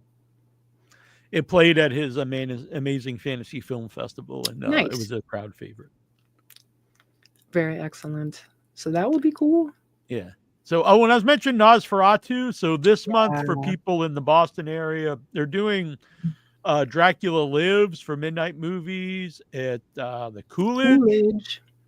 To say they're not, I'm sure some people will love the picks. They're not necessarily the ones that I'm dying to go see, but it's cool for people who this weekend it's Blade, which I think Blade's cool, but it's not like I know Dracula's in it, but when I think of a Dracula movie, I don't really think of Blade.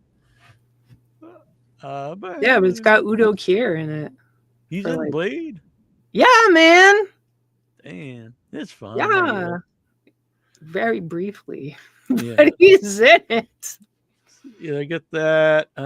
I saw the Brattle are playing all the Eggers movies like Northman and stuff. Oh, yeah? Yeah, to lead up to Nosferatu. Honestly. It's not my favorite one. It's actually my favorite of his. It's probably the only one I actually really like of his. So I'm not a fan of The Witch. I hate The Lighthouse. So Oh, I didn't know you were not a fan of The Witch. I don't know why. I should know. Maybe I Yeah. blocked it out of my head thinking that you're a dummy. Yeah, it's You really not- don't like The Witch? No, It's from not your really. land. It's like Plymouth land. Yeah, I have a lot of issues with the movie. For one thing, when you make a movie about the Salem witches and the witches are real, then the people hunting the witches who like perform the actual atrocities, they're right. So that's a big problem I have with the movie. The dad's right in the movie. The dad is right. They should just listen to the dad. But instead of like, oh, this guy's like, in the wrong, he's right. Also, this idea that it's this female empowering movie, she sells her soul to the male devil. she's manipulated by the male devil to sell her soul. She sees there's nothing about the witch in that movie that is enticing. It's grotesque. It kills her family, and then just the devil's like, "You'll live deliciously," and she's like, "Boom, here's my soul, and I'll go float in the woods." So I don't personally think it's a great movie. Well, I do have a question about this. So as far as it being an empowering movie for women, now, much like Pink Floyd's The Wall, for some political people who don't understand it, and so like, the wall, just because it's got the words "the wall," is it possible that some people have attached to this movie wrong? Sure. I don't know if that was the intent of the movie, but that is something that people I see all the time. That's maybe they're dumb. which I think is an incorrect interpretation. I would agree with you for exactly the reasons you said. So but my thought is that it'd be more criticism on the audience for not as opposed to it shouldn't affect what I think of the movie. As I understand. I think that's, and I'm wondering kind of about, are the fans shaping your opinion, or the fans, whoever, the audience shaping your opinion of the film? Because I think it's a good, if we set that aside, I think the story doesn't have to be anti like witches, whether or not witches are real. In my thoughts, like if they're painting that witches are real and they're bad, I think that's fine. I think any sane person knows that the Salem witch trials were not okay. So is it a good story? I think that premise is a good story. And I don't think it seems like one of these tragic movies, like a doom movie. It's not like you get to the end and it's good. You get to the end and this girl has been so like fucked with that she's just like, yep, here I am. I'm going to go float. Like, now I'm going to have the freedom of floating. What's my option? The movie Gretel and Hansel doesn't get the love the witch does. It's not as like interesting. Like it's not as unique to look at and stuff like that. Where the witch is clearly like, it looks great. I'll give it all that. The design of the movie, all that looks great, which I think that's his strength as a movie maker, actually, a filmmaker. But what Gretel and Hansel does better, I think, or Gretel and Hansel, it's called, is they show it's a better. There's more of a reason in that movie why she would be, she would want to join the witch. They do a better version, there's more temptation that makes sense. So I don't really see why what you're saying is in the witch, it's more that she's broken down. Yeah. And then manipulated and really taken advantage of, as opposed I think to she really would be like just driven nuts by being paranoid about a fucking goat and her siblings going like being evil. Basically, those little young children are horrible. They suck. I probably only saw it once when it came out, so I'll rewatch it. Yeah, rewatch it and forget about what people say about it. Because I have the same when people are talking about, as we mentioned before, the Joker's girlfriend there, about how this is this great like love. And that's just ridiculous to me, or that character is empowering in any way. Yeah, but that's not. But that doesn't mean I don't think that's the interesting character, because I do. It would be more of the people's interpretation of it, which isn't to say that shouldn't be a knock on that character. Then I hope that you watch it. Or the Punisher. I mean, it's a different thing, but like the Punisher, people have taken to be like this different thing, and they wear the Punisher thing like they're some kind of vigilante or whatever. And that's not his. That shouldn't be an attack on the character. Yeah, exactly. So I hope you watch it. I hope you can set that stuff aside. And I like it. The acting is fantastic, but it really is. I think. Well, I really like the dad. I've always. Well, I actually am a huge fan of her too. Anna Joy Taylor. I always think even though I don't always like all her movies, I always really like her. I think she takes interesting roles, and she always brings something unique to it. I really loved her new movie. It didn't do very well, but what was it? Furiosa. Oh, I didn't see it. It's a sequel to the which you didn't like. Fear. I didn't. I loved it. So yeah, many do, and that's cool. It's better to like it and enjoy it than not. That is much a better life to live, enjoying things, but I did not enjoy it. And the dad, though, just not just his voice, but his voice is great. But no, he's a good actor and has a presence. Definitely. Yeah, I think where you are into like these doomed like Pet Sematary stories. Yeah. So I hope. That does interest me. I do think anything that evokes emotion, even if it's a negative, I think that's what art's supposed to do. Yes. But what if something just sucks? Oh, that's different. I mean, if something just blows, like. Yeah, I think it's a good movie. What you're talking about, because it is actually, it's a well-made film. It's well made, whether you like the story or not. Like it's so bleak. The scenery is bleak. The whole life is bleak. And I think even if you don't like the movie, I think you can respect the skill involved in making it. Before I forget, so I was filming a little thing for an Arbor Day video. And instead of getting the group together, because it was something I just needed the Steve for. And so I was doing it up in the state forest, which is directly across the street from my house. And so I set up the camera and I had the mullet on and all this stuff and the nunchucks, which I've really destroyed my nunchucks. But they're like foam, aren't they? Yeah, I've lost I lost the little parts that go on the bottom. They kept flying off, and then eventually, though I even saw one in the video, like it flew way behind me in the woods. Like, there's no way I'm gonna find that. And so now the foam just shoots off. So I'm gonna try to super glue them. I don't know, but anyway, buy a new pair. I mean, I can't imagine they were pricey. No, they were $3.50, I think. But the $3.49 is what I mean. But the anyway, so I was out there, I set up the camera, I was doing the stuff, and then I noticed a woman walking slowly, kind of looking at me with her dog. I was like, oh gosh. And she's like, what are you doing? Good for her. She's brave. Good for her. And so I was like, oh, I'm filming. And then I told her I was filming like this thing for a movie. And she's like, oh, okay. And then so I had these on me and I was like, well, here's a flyer.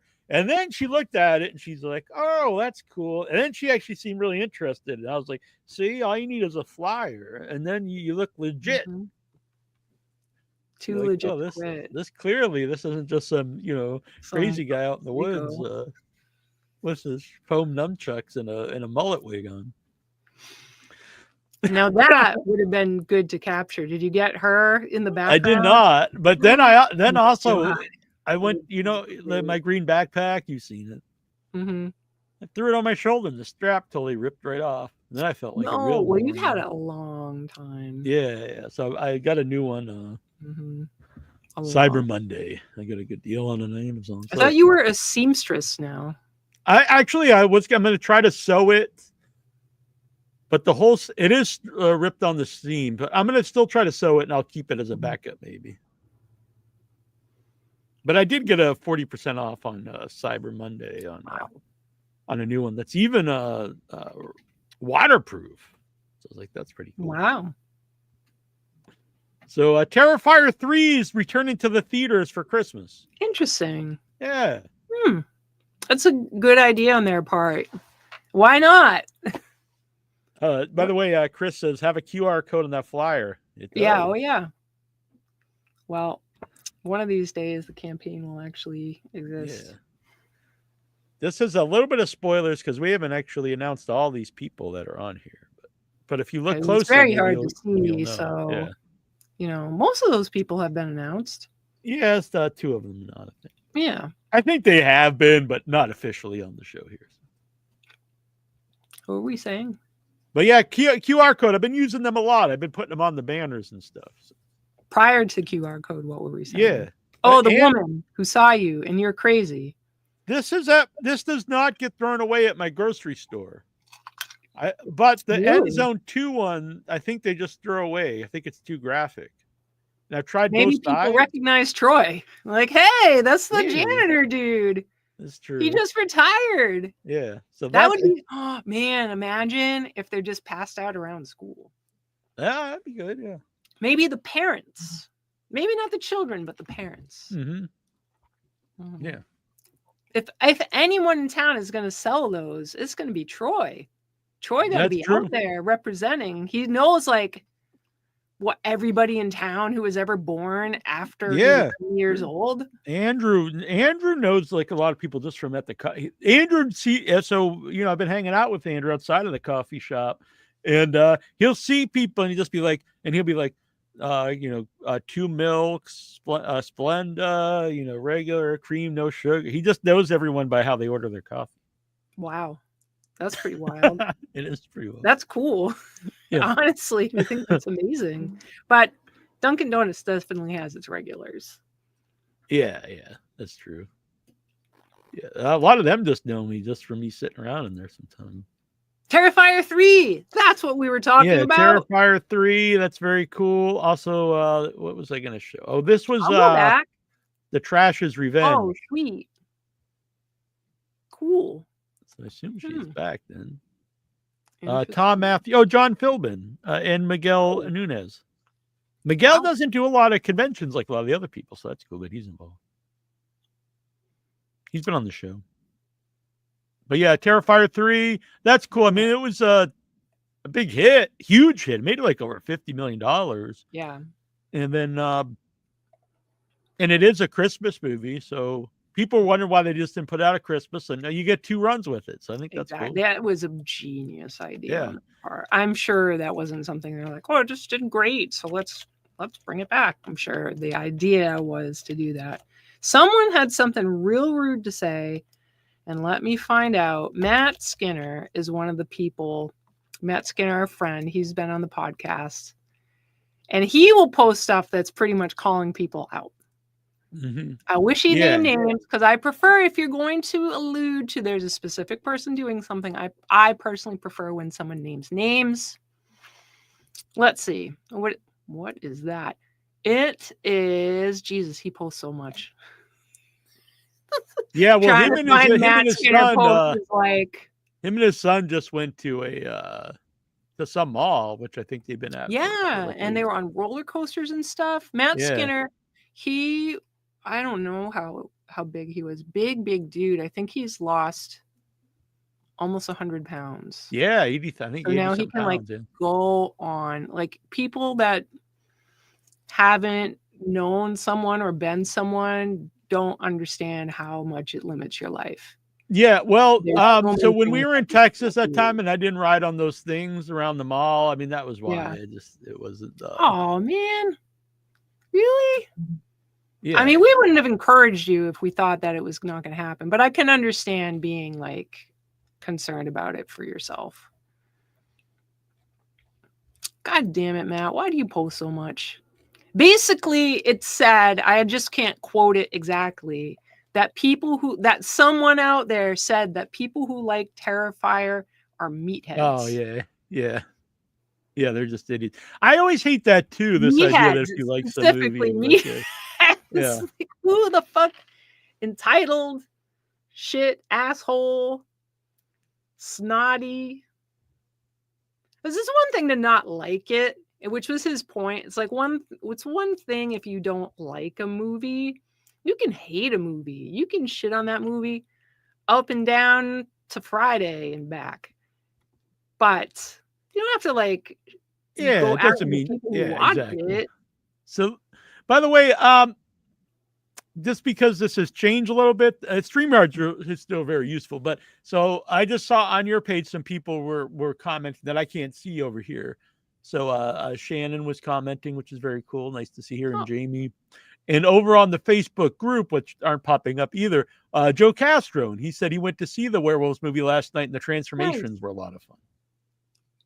Very cool. Nice to have y'all out there. Yeah, and he says hi, Annabelle, and hi, Neal. So that's cool.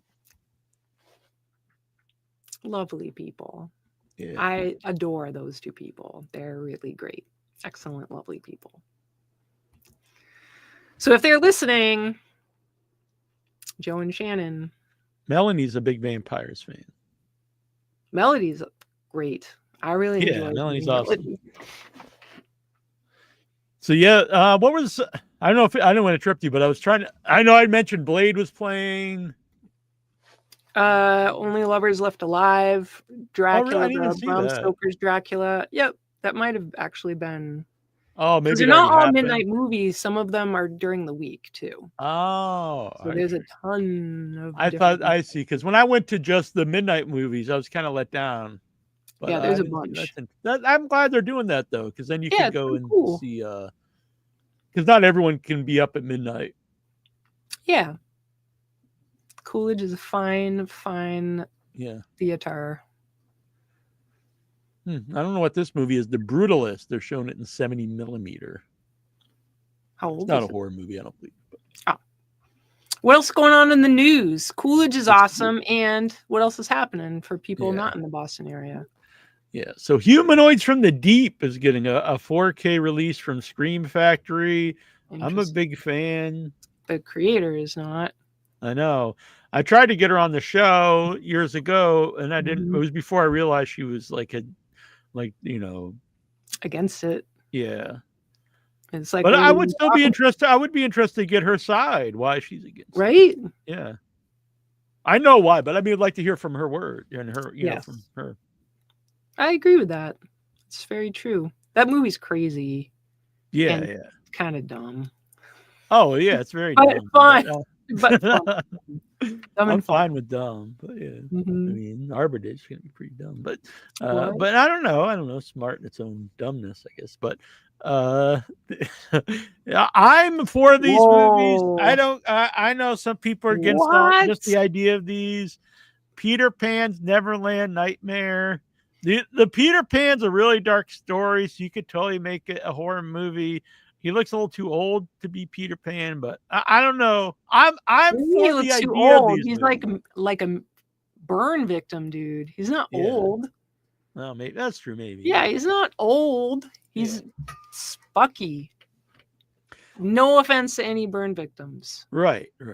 So I just, as long as these are, I like the idea of these movies. Some people are just against the whole idea that they shouldn't make them.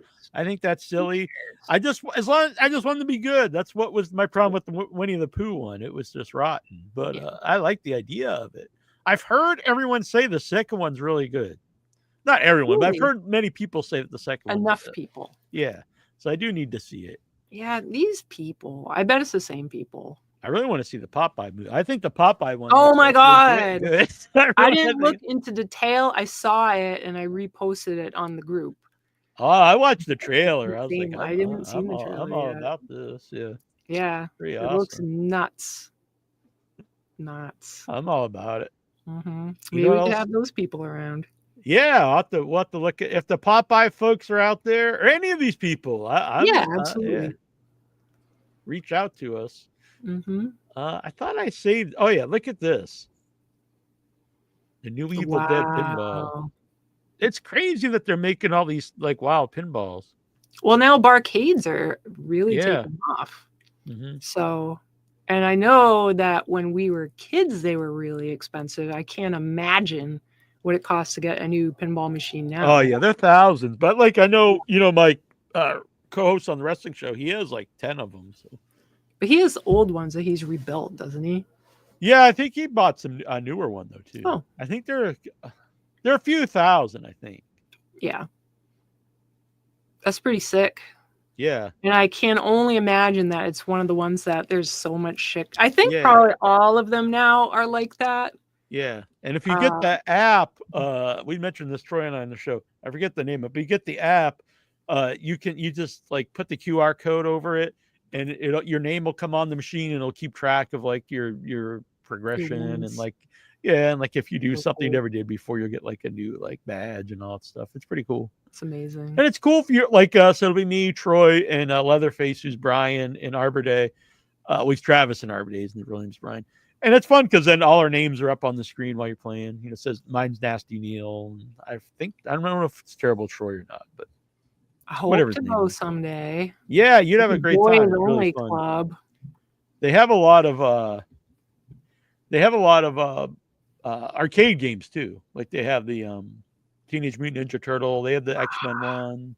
Aren't you It's so like that. happy we turtled? Yeah, we beat it. I That was pretty like, I sweet. know. I'm like, keep going.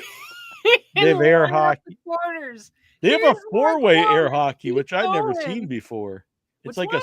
they have a 4-way air hockey. It's like a square air hockey table, Oh, and you can play 4 players, so you can hit a. I I've think never Troy seen and anything me like were that. talking about that and really hyping it up in Yeah. one of our meetings.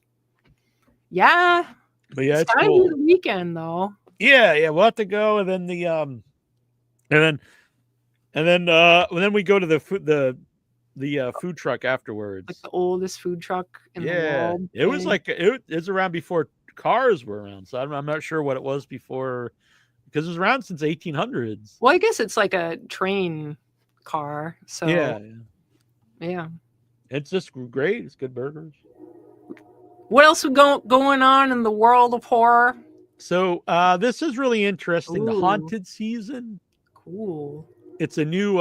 It's going to be an annual show on Shudder, and it's made by Severin. Nice. So tell And me it's more about this show. Let me pull it up here. Severin launches new seasonal ghost story series on Shudder this December. Severin Films and renowned author, producer, filmmaker, and upcoming Without Your Head guest, Kirla Janice from Woodland Dark and Days Bewitched, The History of Folk Horror, The Haunted Season. So she created it, produced it. Mm-hmm. It's going to be short horror tales in the tradition of telling ghost stories for Christmas. Ooh, cool.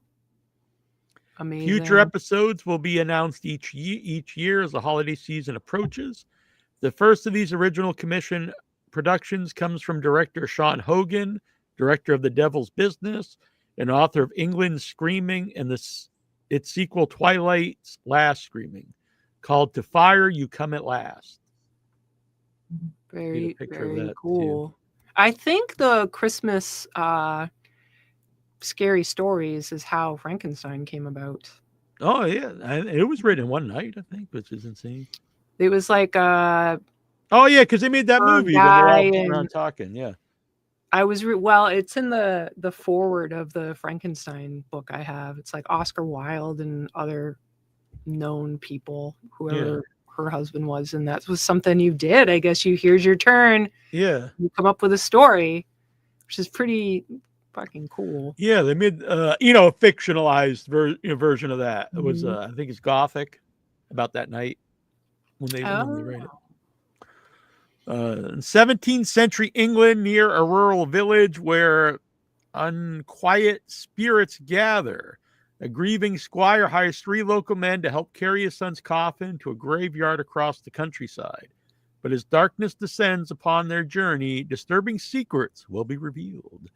Violence will rise to the surface, and as the hellhounds of local lore howl into the night, this quartet of the damned will discover a realm of supernatural terror that not even dawn or death can readily contain.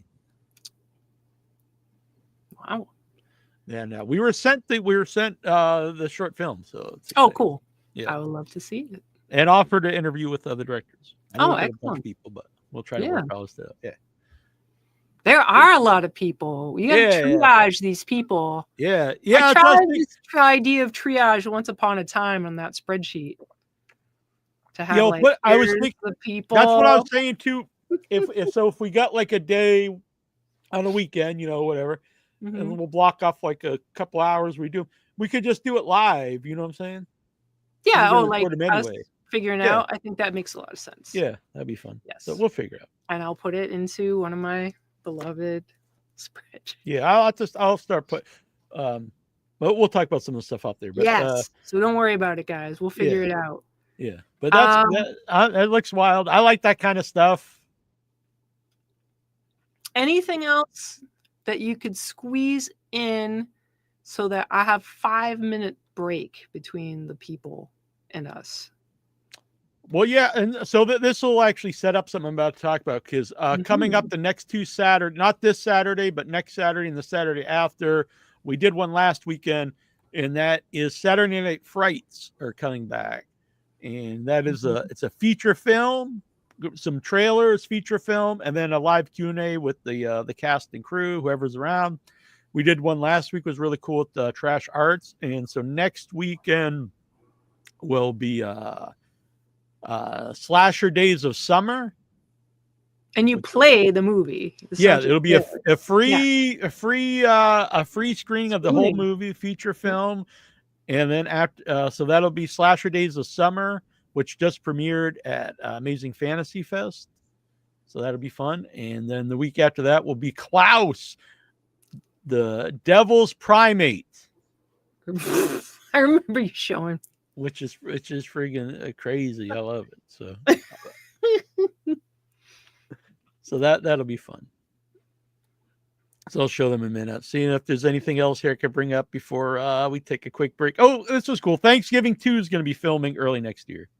Really? Yes.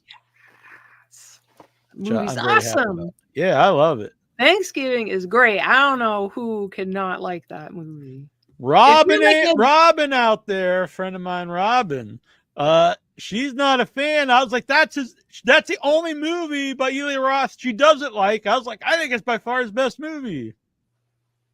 Why didn't she like it? She said it was too much comedy, but I was like, no, to me, this is comedy. Like, it's one of the best, not just modern slashers. I think it's one of the best slasher movies. I think the same thing. It's excellent. This is an excellent villain. It has its own unique look. It's not, it's its own unique look. It's not ripping off of another thing. It does have humor, but it's original and it's modern. They did a modern horror with modern elements, like the tech elements that people are usually scared to put in, like about cell phones and things like that, where people do all these 80s movies. And I get why, because that's a hard thing to work around, but they made it work. The kills are phenomenal. I don't understand why. Maybe if you go in thinking it's going to be a thing and you're expecting, like if you like Eli Roth and you think, oh, I'm going to go see this movie and have an expectation, but it's great. So I was very excited. I was excited to see more from Thanksgiving, so I'm excited about that. Yeah. So I'm going to show a couple trailers for Klaus and for Slasher Days of Summer, and then we'll come back. And I might show another trailer too, but we'll be back in a few minutes, and then we'll have the folks from The Invisible Raptor on.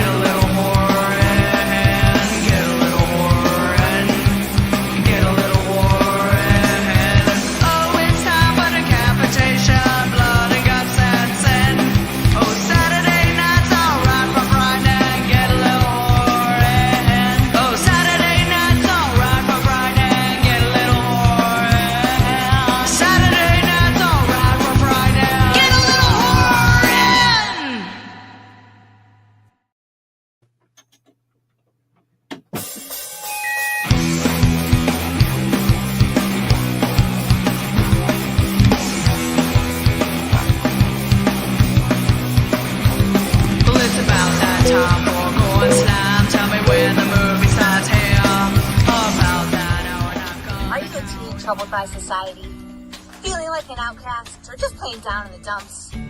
Well, I'm here to tell you that there's hope for a brighter future for you with us, here at Camp Sackett. Hey kids, Camp Director Billy Thatcher here, and I'm here to invite you to Camp Sackett. Camp Sackett, slay your old self. Whatever, get eaten by a bear then. Speaking of scare, Do you know where we are?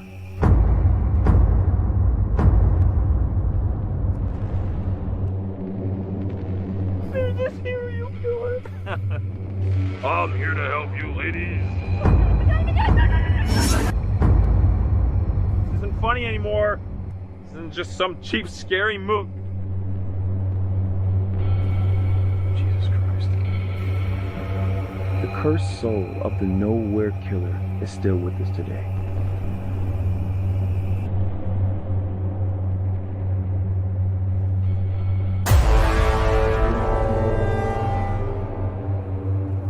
Fuck you, Elliot! Saturday night's alright for Friday, get a little horror. Saturday night's alright for Friday, get a little horror in.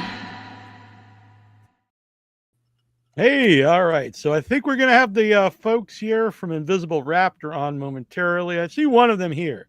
Cool. I'm not sure if we're gonna. Do they know, before you let them on, do they know that They know we're already live. live? Yeah, Okay, yeah. unlike some of us. Yeah, they don't know. They don't know. I think we just surprise them. That's how we work here. That's how it goes. Yeah, we just add them in. I think they're all here actually here. So we're gonna. Okay, cool. Yeah.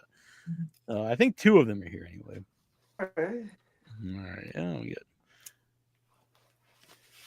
All right. So we got 2 of the 3 folks here. They came just a little bit early. Hopefully you guys don't mind being added in already. We're live right now. Yeah, we're live. Neal. We've been live for a couple hours. You guys are second guest on the show. So. Oh, nice.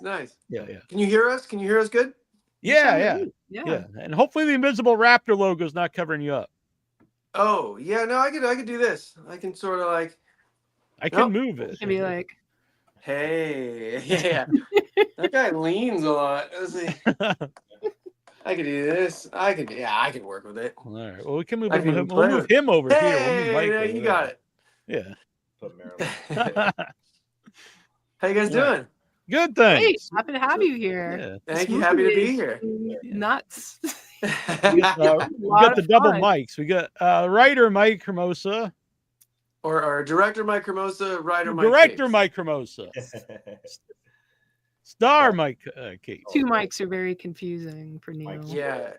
Yeah. You can call us Hermosa and Capes or Mike H and Mike C, whatever. All whatever you right. want. Yeah, because okay, the writer's Johnny. He should be here momentarily. But Yeah. the Invisible Raptor, which our reviewer Aaron just posted the review on our website Without Your Head. He loved it, and so did we. It was very very fun movie, and I liked when Johnny's here. I want to ask him this too, but do you guys know like what was the first like the origin of just the story?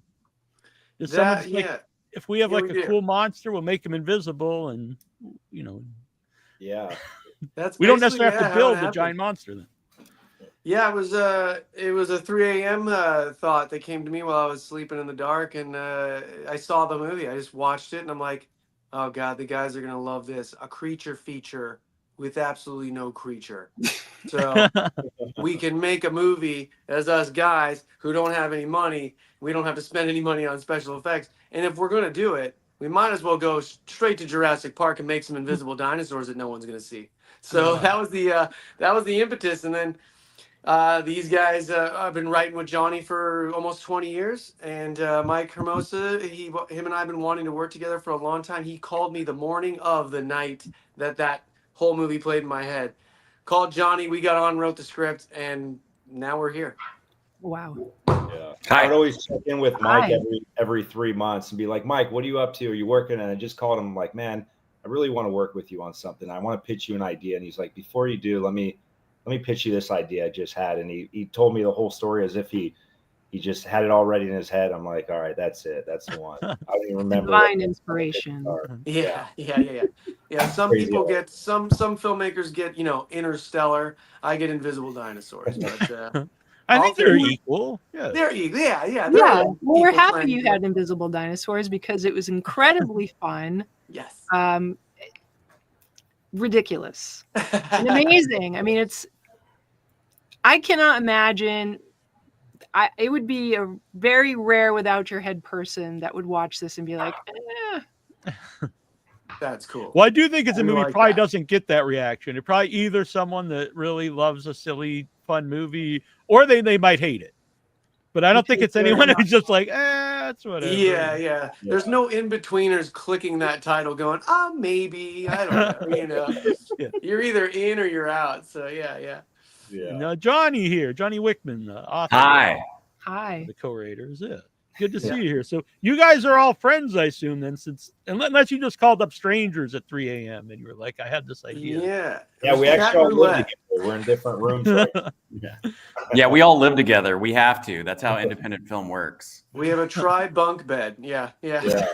That's how people live in LA when they make films. We all like split beans over a hobo fire. Yeah, we all have known each other. So Mike Capes and I have known each other for almost 20 years and have been writing like internet sketches together for that long, and then just so happened to make a movie. And then Mike and Mike knew each other prior to us making this movie, and then Mike and I, other Mike, did just meet for this movie. But we've been working on this movie for so long now, it feels like we've been friends forever. So yeah, it was just like friends getting together to make a movie, really. That's amazing. Yeah. How important is that experience versus, because it isn't that it stands out for you because it's not always like that, right? So how is it being able to have that? Gosh, it was, what's cool about it? It's when you're hanging out with your friends and you're making each other laugh. And we were doing that, but creating at the same time. And the dream we've always wanted to. We've been working at this 20 years, been rejected for 20 years. And, we've been living in any space that'll let us film something. Shoot, we even, during COVID, us three even went out. There was a Citizen app. You ever heard of the Citizen app where you get crimes in the area? Yes. Us three, we found out that you can record videos go live and do videos near the crime. You had to get to the crime. You had to chase the crime. You have like a 15-minute window when a crime happens. For the next 15 minutes, you're able to go live and record a video to report live on what's happening in the situation. Beyond 15 minutes, it's old news. So usually it's just usually it's just phone cameras going, hey, there's a man with a knife, there's a man with machete. It was always man with something. So we were like, hey guys, Johnny goes, hey guys, I think the last bastion of live comedy during COVID is going to be us going out and reporting the news on this. So I put on a blazer on Citizen. Yes. I put on a blazer and I held a microphone that was plugged into nothing. And we went out and we just did comedy news on this site. Never any bad things. We always just kind of, found the fun ones. But you'd have 5 minutes to the fun crimes. Yeah. You find a fun crime that, something super benign, you'd chase it like an ambulance chaser, and then you'd get there and you'd have to write the joke on the way, and then I hop out of the van, Mike's filming, and we just did comedy news. So anytime, so that lends it back to that's the kind of guys we are. If we get a chance to do something creative, we're going to do it. And then we got our dream. We got to make an actual movie, and that was so cool. That makes me think of Man with Blade, and then we found the Blade DVD. We found That's right. That's right. On bits. We always That's right. Yeah, a lot of times we would beat the cops or beat the fire or EMTs to the scene of the crime, which was weird. Yeah, it's not a good sign, really. I think. Yeah, right. Yeah. But yeah, so that translated to the film, and we're just all in gratitude and just in awe of God, we're doing this, guys. We got our shot. Let's just have some fun and let's keep the love going for filming this, and let's keep the love on the set, because it brought everybody's A game. When you're making low budget movies, you can't afford these big sets and these great cameras and all this, but everybody brought their A game because they believed in us and they believed in the project, and you see it has great production value because all these people came in and helped us out. And when we were talking, go on, sorry. I was just gonna say, we never let the money side stop us. Even with Man with Blazer, whatever resources we had available, we would just find a way to use those to our advantage. And that's that same mentality we brought into film, and that's what made it fun. Yeah, it's really the age of the internet, the YouTube mentality. All of us have been making YouTube videos for a long time, so it's really just that bootstrap mentality. Right. Yeah. When Annabelle and I were talking before you guys came on, and there's a lot of familiar faces in the movie, which was really fun. And they all look like they really get what kind of movie they're making. They get the joke, and they look like they're having a great time. And that really comes through when you're watching the movie. Like you're saying, they really brought their A game. Yeah, that was cool, man. Because a lot of those are our friends, actor friends that we've worked with throughout the years. And as soon as we called them and told them about this ridiculousness, everybody was in. They were just like, I'm in. This sounds fun. Larry Hankin, who you see in all the John Hughes films, you know, and Mr. Heckles on Friends, Sandy Martin from Napoleon Dynamite, they all came out and they all did a nod to something they're really known for in the zeitgeist. So yeah, everybody was so cool. Yeah, Richard Reel's great. And, Richard honestly, Reel. yeah. If you watch closely, Richard says, "I wouldn't jump to any conclusions in the police car," which is a nod to the jump to conclusions, Matt. Yes, yes. Well, that's great because stuff like that, if people know, it's a little added thing. If they don't know, it's still a fun movie. You know, it's not like you won't get the movie or something if you don't see that. Right. Yeah, I'm a big you fan. Don't have to know. You don't have to know every all the references to enjoy the movie. It's just an added bonus. I'm a fan when people fight inanimate objects in movies, and it's especially fun when it's not even really there. So when you're filming those kind of things, when you're either fighting with it or when you're picking up and carrying it, do you ever just stop and think what the hell am I doing? Or you know what's funny? So that was the promise of the premise for us. We're like, hey, you know, when you watch behind the scenes in movies and the actors are working with tennis balls and these different things, and we're like, guys, the promise here is that we're working with nothing, and people are gonna want to see actors pantomiming with absolutely nothing. So when we all came in, we were doing rehearsals, and we all just came in with the same attitude. Hey guys, we know how stupid this is. We know how fun it can be. Let's commit 1000%. And you know what's fun? You actually got to the point where you started seeing the Raptor in your mind. You saw what he looked like. You kind of saw his size. So you didn't even need the tennis ball because you just started feeling it. It was pretty cool. Yeah. Also, we couldn't afford to put a guy in a green suit. Well, we did have one. Sorry, we had one guy in it. We had a giant sort of, you know, a 6-foot dinosaur raptor sort of mold, and there was a guy in there with his legs in the legs. You only see it when it's under the sheet in the bedroom. That's the one time we had. Oh, really? Yeah, that's the one time we had a practical raptor. Yeah. Wow. Was there ever at any point an idea we do have to show? We're going to show the raptor at some time. I know you kind of see him. You see his outline, but that was actually the fun for Johnny and I to write all the different ways you get to see glimpses. You know, throwing the sheet on the shadow on the wall. You know, we needed the sheet on there to get the shadow to cast, and we had a lot of fun with that. And then the ending, the finale came from our VFX guy. We have an amazing VFX guy named Dorian Clevenger that was like, hey guys, you know, I think I can do something really cool. And we're like, oh, I don't know. We don't know. We never thought, we can't afford that. And he was like, he loved it. He was on board, and he's like, I want to give you a finale. And he came in and gave us that really fun visual finale. Amazing. Yeah, I don't want to say anything. Just an amazing epic finale. Yeah, thank you so much. Yeah. I'll send that to Dorian because he will greatly appreciate it. Oh my goodness. Yeah. And he's one guy, by the way. When you watch most movies, it's like credits go and there's 1,000 VFX people. One guy. Yeah. Wild.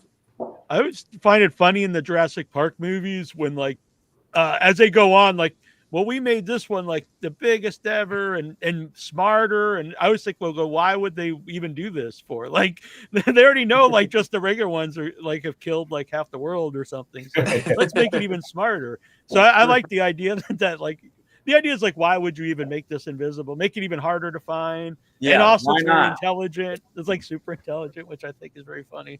They were creating a super weapon, you know. They're an evil corporation that's like an evil corporation. They're going to sell it to the government. InGen. Yeah, we took what Jurassic Park or Jurassic World was doing. They were weaponizing raptors, training them. The next step is machine guns. The next step is helicopter parachuting. The next step is invisibility. It just makes sense. You know? Lot to think about. Yeah, it sounds airtight to me. Oddly enough, it was just a coincidence. Last week we had Yerrick Oder on, who's made his own movie, the Abomination of Frankenstein. Frankenstein, And he yes. happened to work on the effects for the Invisible Raptor. And I was like, oh, that's wild. So I asked him if he had any story, but he just said that he worked with Steven Johnson on the movie. And the movie's hilarious. He didn't want to give too much away. I don't think he knew I saw it already. But anyway, he said that he thinks that he's really happy to have a part in the movie. And he thinks you guys have a real cult hit on your hands. Oh yeah, awesome. we hope so. Absolutely. Love that. And Eric was great. That whole team, the practical, we're big movie guys, and this is a love letter to the 80s. So we needed the best practical effects we could try and get. And Steve Johnson was, Nick Neary, our producer, got Steve the script, and he got on a Zoom with us. And in all of Steve's glory, a guy who wrote the book Sex, Drugs, and Special Effects is talking to you on a Zoom, and you're all a bunch of guys going, hey, we got a movie, and this legend's talking to us. He sculpted Slimer for Ghostbusters. He did Big Trouble in Little China. All these, just the list goes on. Fright Night, which is one of my favorite movies ever. He talked to me about the pencil in the hand with Jerry Dandridge. It was just super cool. And so you're sharing these stories, but he comes on and goes, guys, this is the funniest mother effing script I've ever read in my mother effing life. And I did Ghostbusters, and we were all sitting there like, wow. And we got as soon as we got off, we're all, dude, you got whoa. Wow. And he was in. He came on because he liked us and he liked the project, and he gave us some really cool practicals. So we were stoked. Yeah. Well, it's tomorrow. It's starting to be in select theaters. Do you guys have any plans to be at any of the screenings? Yeah, I want to go to all of them. Yeah. Yeah, I think we're going to go down to maybe both of them. It's playing at 4:00 in Glendale, and then I believe 8 o'clock. Yeah, 8 o'clock in kind of like the Mid Wilshire area. So we may actually be able to hit both. Yeah, Lumiere Music Hall. Yeah. Yeah, definitely doing the Glendale one, and I think it's playing Friday, Saturday, Sunday, Monday in Glendale at 4 p.m. So. Yeah. If you are in the Glendale area or the drive to Glendale area, come on down. Come on down. down. We're gonna try and get all our friends and stuff, and see. It's definitely a movie that I think would really play well with an audience. Absolutely. Agreed. Yeah. It's been great. It feels it's like it's one of those movies where the rowdier the crowd, the louder the crowd, the more fun it is. Mm-hmm. Yelling at the screen, screaming. You kind of want. My hope, and I know the guys agree, is that, in a couple years or even a couple months down the road, we'll be having midnight screenings and kind of eventized screenings throughout Los Angeles where people come and they it's like a thing where people go see The Room and throw, plastic spoons or forks at the screen or whatever they do. Yeah. We're hoping they do that with the Invisible Raptor and really have fun with it. Everything bring their sheets or everything in it is a joke. It's all just a tongue-in-cheek. I can hear crowds already. Just for some reason, I just hear crowds kind of like yelling Hannah, like almost like the Rocky Horror Picture Show style, like poor Hannah. Yeah. Did you guys do festivals at all? Have you seen it with an audience? Okay. We did a year. We did a year of traveling. Scotland, London. Spain. Just did Trieste, Italy. One of the coolest ones. We all didn't get to go. It was in Brazil, right? It was Brazil. Yeah. Fanispoa. None of us, Fanispoa, and none of us could go. But there was we see all the letterbox reviews, And one guy, the reviews came in, and one guy wrote, in the middle of this film, the entire audience started chanting, "cinema," and it was beautiful. And we were just like, whoa, can you imagine just. But it's the point. It's the moment in the film where Dr. Grant says, "I think we're dealing with an invisible raptor," and we punch in on his face, and it's like, we're like winking at the camera. You know what I mean? It's like, this is dumb. Come on, everybody. Join us. You can clap. I think Martin Scorsese he championed that chant. He just stood up and he was like, "This is cinema." Yeah. That's going to be in my mind now. Up to my fantasy of that. Now that we're in theaters, I think we're eligible for awards, like actual awards. We need people to petition for the Raptor to be for your consideration. Yeah. We did joke with our distribution. We're like, hey, we would love it to get a billboard in Hollywood, and it's just Sandy Martin in the finale in her entanglement with the raptor, and it just says for your consideration. no awards. And it's just at the bottom. This movie's Just not up for your for any consideration. awards anywhere, just for your consideration. Just Well, consider this. An actual question though, was the runtime ever a problem for any of the festivals? Because it is a longer movie. You know what's funny? We've kind of learned that when you're in a theater, it never affects anyone. They always come to you after going, that was over an hour and a half. God, it went by so fast. And then it always seems to, it's when they know it. It's like, I feel like if you didn't tell people it was an hour 53 or whatever, they would just, we were very proud of the pacing that came out. It kind of feels like a ride that increases as you go, and it gets bigger and bigger. And yeah, so I don't know. We haven't had, some reviewers will mention knock us for it. They mention it, but a lot of the audience is like, wow, it felt faster than that, So but I get it.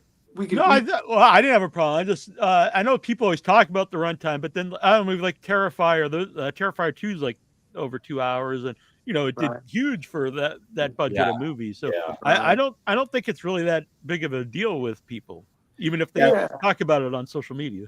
We didn't want to skimp on the story at all, and there's really nothing that we felt could cut. We really wanted to make sure the story was there, and it comes down to things like there's a little bit where Denny and I are driving, and we hit a bump, and the glove compartment opens up, and there's just a bunch of mayonnaise packets, and I pick it up, and I'm like, that's a lot of mayonnaise, and Denny's like, you never know. We shot that as a lead-in, and obviously that doesn't push the story forward. We don't bring back the mayonnaise, but we liked it so much. We're like, that's just unique, and back in the day when movies had longer runs, you'd have those moments, And that's the thing. We did that with almost every scene. When we were writing it, going into the scene, we just kind of gave the characters these little personality moments. So like a good example of that would be the police officers. And every scene the police officers are in, there's always a little glimpse of like their life, and there's no reason for it to be in there. But like, why would we have the sheriff's deputy talking about spokes on somebody's butthole? But it's a great way to have it's a great way to have Richard really be introduced by saying, "Boy, I don't ever want to hear you talk about my butthole." And it's like, when are you ever going to do like that? You can't cut that out. Especially if we want butthole keychains for merch. Who doesn't? I want a butthole. People in the audience who investigate this for themselves. It's true. Each keychain will give you your age. Each keychain. You can buy it specific for your age. We should sell those because people have to. We should sell those. People have to get a new one every year. Yeah. I got the 3D printer right here. Let's go. There we go. You hang them on your tree after you've got 100 buttholes hanging from your tree. I think it makes all the characters more likable when you just have little things like that. And that's what you're kind of going for, Because if we think about the movies we grew up on, Goonies, the Fratellis, you had all these little moments with the Fratellis. Back in the 80s, they added a lot more nuance. Now it feels like a lot of movies feel more rushed and like plot driven as opposed to character driven. And I feel like Raptor, that kind of makes Raptor stand out because there's actual character connection and feel. It's not just like, this thing's happening and there may be some funny moments, but we just really believe in character connection. We could have cut out the fact that the deputy wanted to be a DJ and he has this whole thing about his dimpo. But we're like, let's leave it in, Oh, and he's so good. Also, here is a great Easter egg that we haven't told. It's a great story about the deputies. In the movie, the deputy says he isn't wearing his badge. And the chief says, hey, man, will you put on your badge? And he says, oh, they don't have to wear them at the station. Then he puts it on. The only reason that's in there is because when we shot them previously, we forgot their badges. When we didn't forget. Their badges were forgotten. Someone forgot. I don't want to throw anybody under the bus, but the badges didn't show up on time. But when we shot a day earlier, their scene that was led up to that, they didn't have badges on because they didn't show up to set. So we were like, we'll put their badges on for the next scene, but let's write something in to explain it. That is a good one. Do you guys have merchandise, like shirts and everything? You ready? Hold on. Yeah. This is one of my favorites. This is the official Invisible Raptor action figure. I love it. There it is.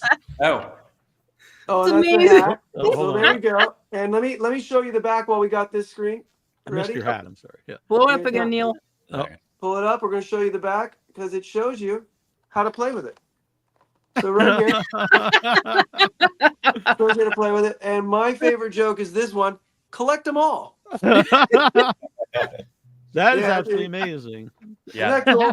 TheInvisibleRaptor.com is where you can buy those. We actually sell those. Yeah. Also, these Dino World hats that come in this Aw. color and green. Yeah. Oh, Dino Nice. World. Dino I was a World. big, I'm a big So- fan of the logo, and I like that they were like real patches on like the vest and stuff. Yeah, you know what's funny? Mike and I had put together the wardrobe before we made the movie. We were putting all the pieces together and trying to build it out. And I was like, man, we need a logo that's Ghostbuster. Like I wanted to have like an iconography so that people will be like, that's pretty cool, man, and it stands out. My favorite joke on the hat is behind the dinosaur. There's 2 asteroids crashing. Yeah, we spent about a So month. he's happy, but he logo. doesn't know what's happening on it. Yeah. I love it. I assume you kept some of that stuff, the patches and. Yeah, we got some patches. I got Oh, the Mike's got his whole walkie-talkie. wardrobe. He could put it on right now. I have the whole wardrobe. Yeah, the bloody versions, the clean versions. I think we all kind of kept some different props. I still have Dusty Peters' head. Yeah. Cool. Yeah. I have some Steve Johnson. I have Denny's micro penis. No spoilers, but I have it. I have it signed by Steve Johnson. All right. Well, maybe in years down the road, it might end up on eBay or something. I owe tens of dollars. Yeah, that's your retirement plan. There, that is it. That is it. Yeah. So describe like the buddy love that's going on because it really works.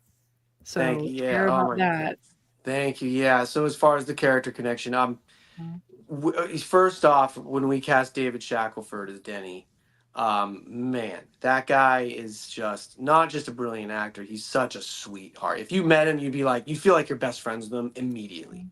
And that's how we felt. We connected with him on the phone day one, and then we all hung out. We're like, this is the guy. And to be honest with you, as we were talking about it, the original script the character might have felt a little more grating. And when this guy embodied him, he played him like a 10-year-old kid. He played him with this innocence and this big heart. And so you can't help but feel for him, even to the point where when I had to yell him in one scene, I had to really berate him. And I cried after the first take because I'm looking in this sweet guy's eyes who I've become really, really close friends with over this film. And so that gave it the heartbeat, I think, between him and I's relationship in real life and then doing the character work and stuff. Yeah, and when he says that it was going to be a little more grating, like the type of character that we kind of wrote originally was sort of like Danny McBride. So it would have been that sort of like abrasive. A little more cursy. A little more abrasive. And then when he came in, we adjusted the script a little bit. We didn't take out any of the jokes or dialogue. We just took out a lot of the fucks. Yeah. It's amazing. Like I just can't imagine what it would be like if he hadn't been there and if it hadn't been that vibe to him because he's adorable and the play off of each other is perfect. Yeah. It's not the same movie without him. Like it is not the same movie. It works because of him and that relationship really shines through because of him. It's great. And the movie story breaks my heart. His little hammer pants story. We actually have we have some we have footage that didn't make it in that was going to be like this dream sequence playing when he's telling the story of him dancing in the NC Hammer Pants. So we have it. We have it somewhere. It's so funny. Director's cut. Yeah. We We're gonna have to put that on the DVD extras. We should release that as like a social video. Yeah. Is there plans for a physical release? Are there plans? There is. Oh, cool. Yeah, there's a plan for a Blu-ray. We've seen the artwork so far. I don't think we have any other details, do we? I just know that we've seen I haven't heard any details. I don't know any details yet. Yeah. But there will be a Blu-ray. I hope that we can do some cool extras and stuff. But yeah, we haven't heard the release date. Maybe do a VHS, something classic. That'd be cool too. Seems to be hot nowadays. Yeah, our friend Andrew Bowser made the Onyx and the Fortuitous movie and the Talisman of Souls, and he had VHS, I believe. I think he did some cool VHS stuff. Yeah, VHS. Yeah, I'd like to do that. That'd be cool.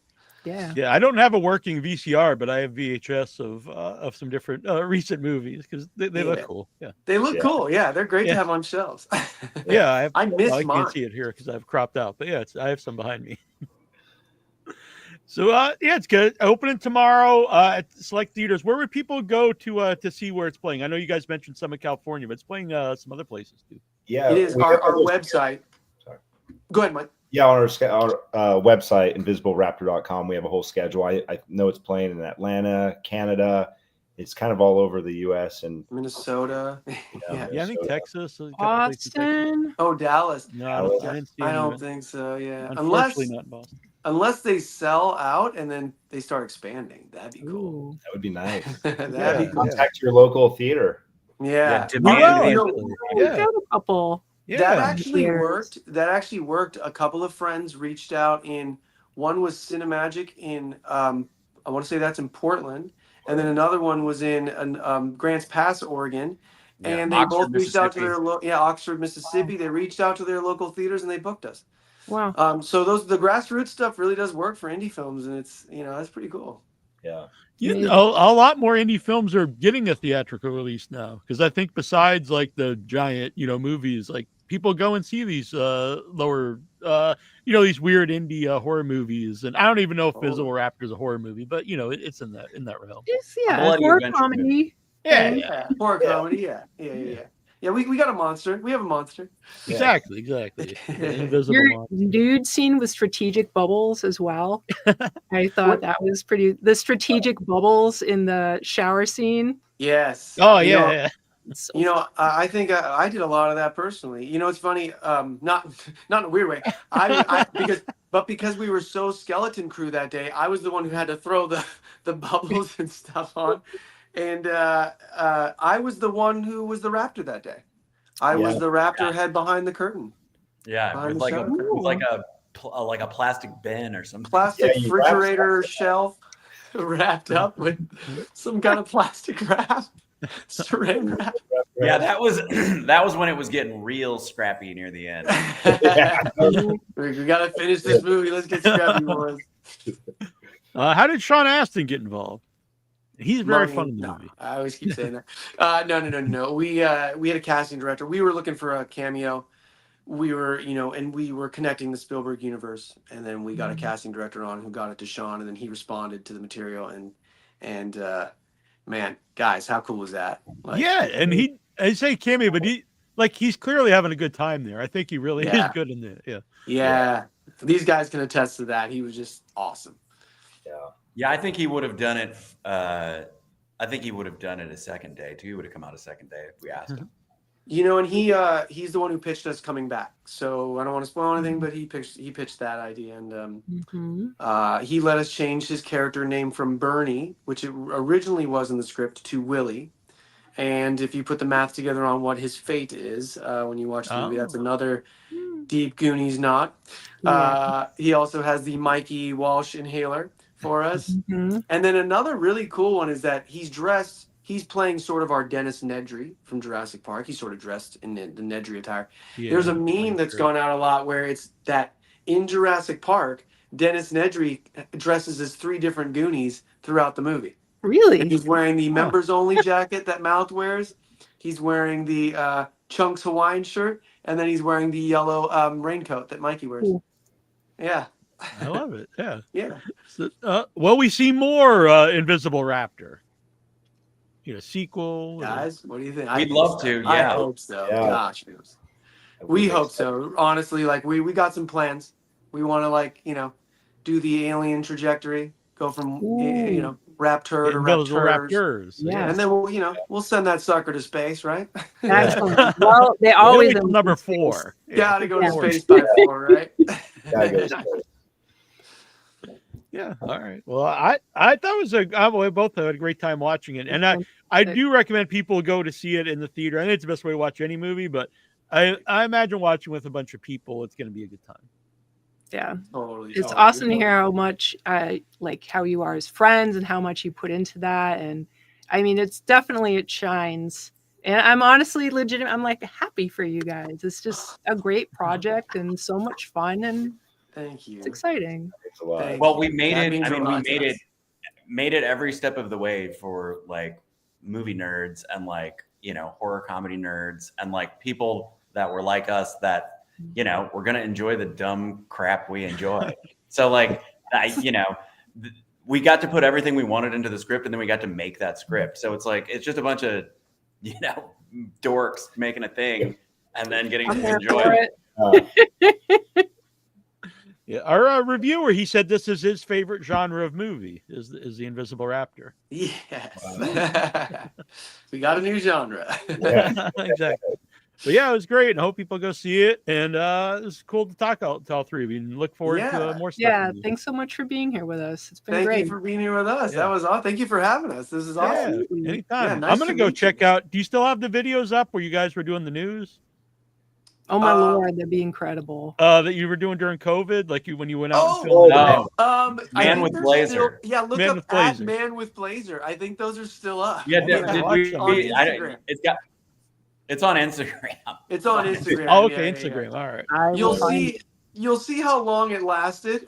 You'll see the definitive end. But yeah, yeah. There's some fun ones. There's some really fun ones. Just remember, it's 5 minutes to write a joke and 5 minutes to get it. Yeah, and you have a window of time to shoot it, so it's like live. Like, go do the thing we talked about. And it just cuts. Yeah, you could bring it back, and the Man with Blazer could show up on the scene of Invisible Raptor. Exactly. We could kill Man with Blazer. Play 3 kids. yeah, we have to. Very definitive ending. All right. Well, thank you, Thanks, guys. Yeah. Thank you. Thank you. Yep. Talk to you guys soon. Bye. Bye. That was great. Oh. Nice. Yeah, it was awesome. I knew we had half hour, so I didn't want to keep it too long. So it was awesome. Oh yeah. So much fun. Yeah, and it makes me even like the movie more now. Like really cool, and the fun really comes through in the movie, and I think that happens a lot. Sometimes I see movies and it's almost like I think someone just made a movie just to make a movie, but like these guys looked like they're having fun. Yeah. And everyone looked like they're having fun. All the veteran like character actors and stuff, and it was a good time. Even if they were paid to be there, and I'm sure they were because they're professionals. Yeah.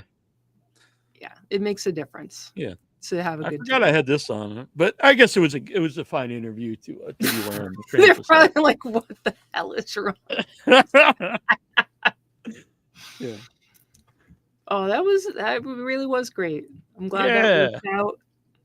Yeah. I wanted to they kind of I didn't want to mention the thing, but when they said like they made the patches and they made the costume before they made the movie, it's like, oh yeah, I kind of can relate. Yeah, you can relate to that guy that makes everything. See, you know what? I bet that it was that guy in particular, that one Mike, and he probably has to be reeled in. It's like Neal has to be reeled in. Like, okay, Neal, that's cool. Where's the script, Neal? I love the sprite. Come on, man. Oh no, it's all of it's coming together. Honestly, is this man? It's Man in Vest.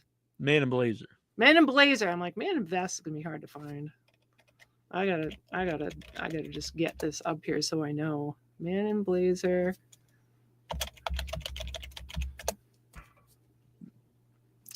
I will find it.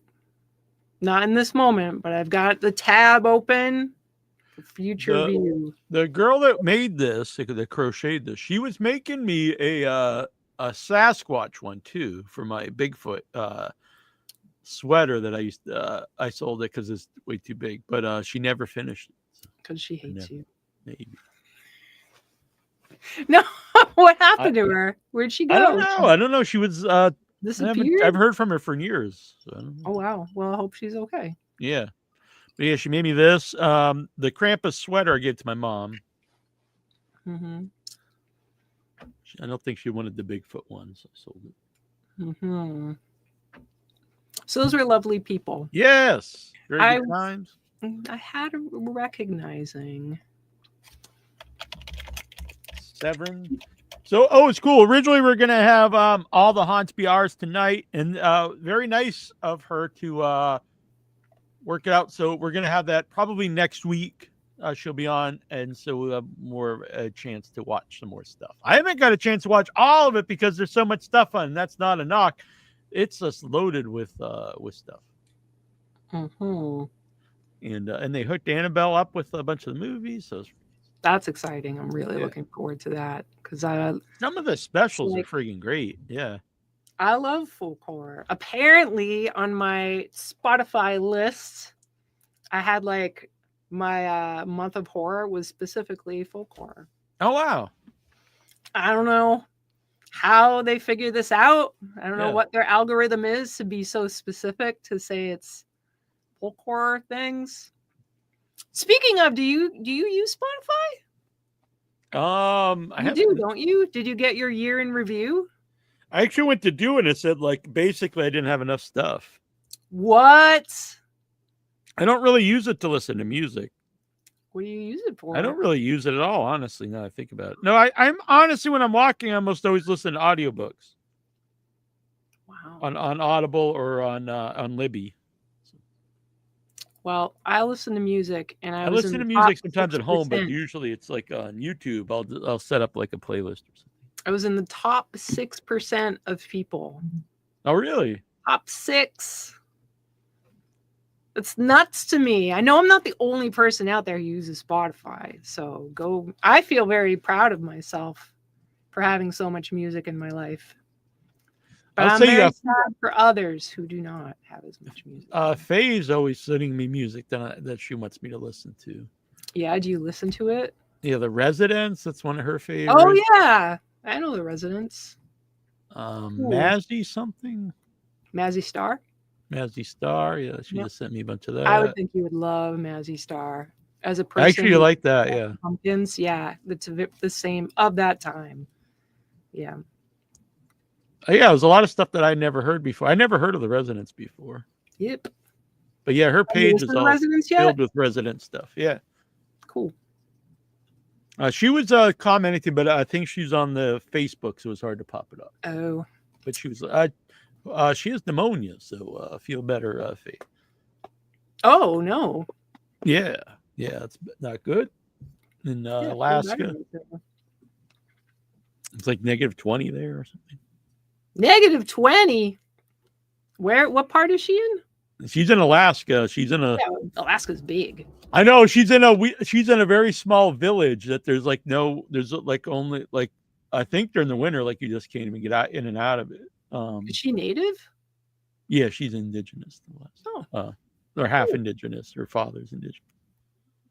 But I mean, it's on her. I'm not like saying stuff that people don't know. It's on her Facebook. But yeah, I think in the summer like there's just like you can only fly in and out. I think right now I don't think there's any way in and out. I was figuring unless you came from there, yeah, probably most people are not going to move there. Right. Yeah, and no, she's actually not just like from there. She's indigenous. Like that's what I'm saying. Yeah. From there. Hmm. She's from there. Yeah. But yeah, she sent me pictures of moose, and I always heard moose are real dangerous. And then she was sending me pictures of moose like that are there in the summer, which is really weird because they're just walking around on like the green grass, like in people's she's probably yards. not petting them. No, like but they're just there, like 3 or 4 moose. But then I was like, I guess they're like anything. If they're around people, they're probably not. They're just used to people as long as you're not trying to mess with them. Yeah, like at Yosemite when people are like, I'm gonna pet this buffalo, and then they're like gored to death. Right. Good, one less dipshit on the planet. Yeah. Well, now that I've turned into like, I'm grumpy today. The show is great. I'm enjoying the show. McGrath, Alaska. Where? McGrath, like the last name McGrath? Like Yeah. Master McGrath? Oh, you don't know what Master McGrath is. How Yeah, far? I think it's a few hundred people. That is. I think it's a spot that it's a spot where they do fly in before they go somewhere else and stuff. But Oh, like yeah. Like before they population go of to 300. Russia. Damn, is Alaska big? Yeah. It's like more than half the size of the United States. That's crazy. Crazy. Great. Wow. Couldn't do it. Do you have a desire to ever, even if Even if she wasn't there, would you have ever wanted to go to Alaska? I'm To not one of the Alaska? people that's like, I need to go to Alaska. It's nothing wrong with it. It's just not calling out to I don't me. know. I don't know. It'd be cool to go anywhere, I guess, but I don't know. Yeah. I probably wouldn't want to go there in the winter. And it's like, honestly, when I was younger, maybe I No. would have, but the cold bothers me more now. So I don't want to go somewhere it's like -20 below. I don't think you can do much there either when it snows. You've seen 30 Days of Night. Yeah. Yeah, you don't want that. Yeah. No, you want to no. I have heard from more than one person that if you take a cruise there, it is the best vacation ever. Like I've heard that from more than one person, like a 2-week cruise. Yeah. I don't know. North. I like to how you're like Alaska. bundling up.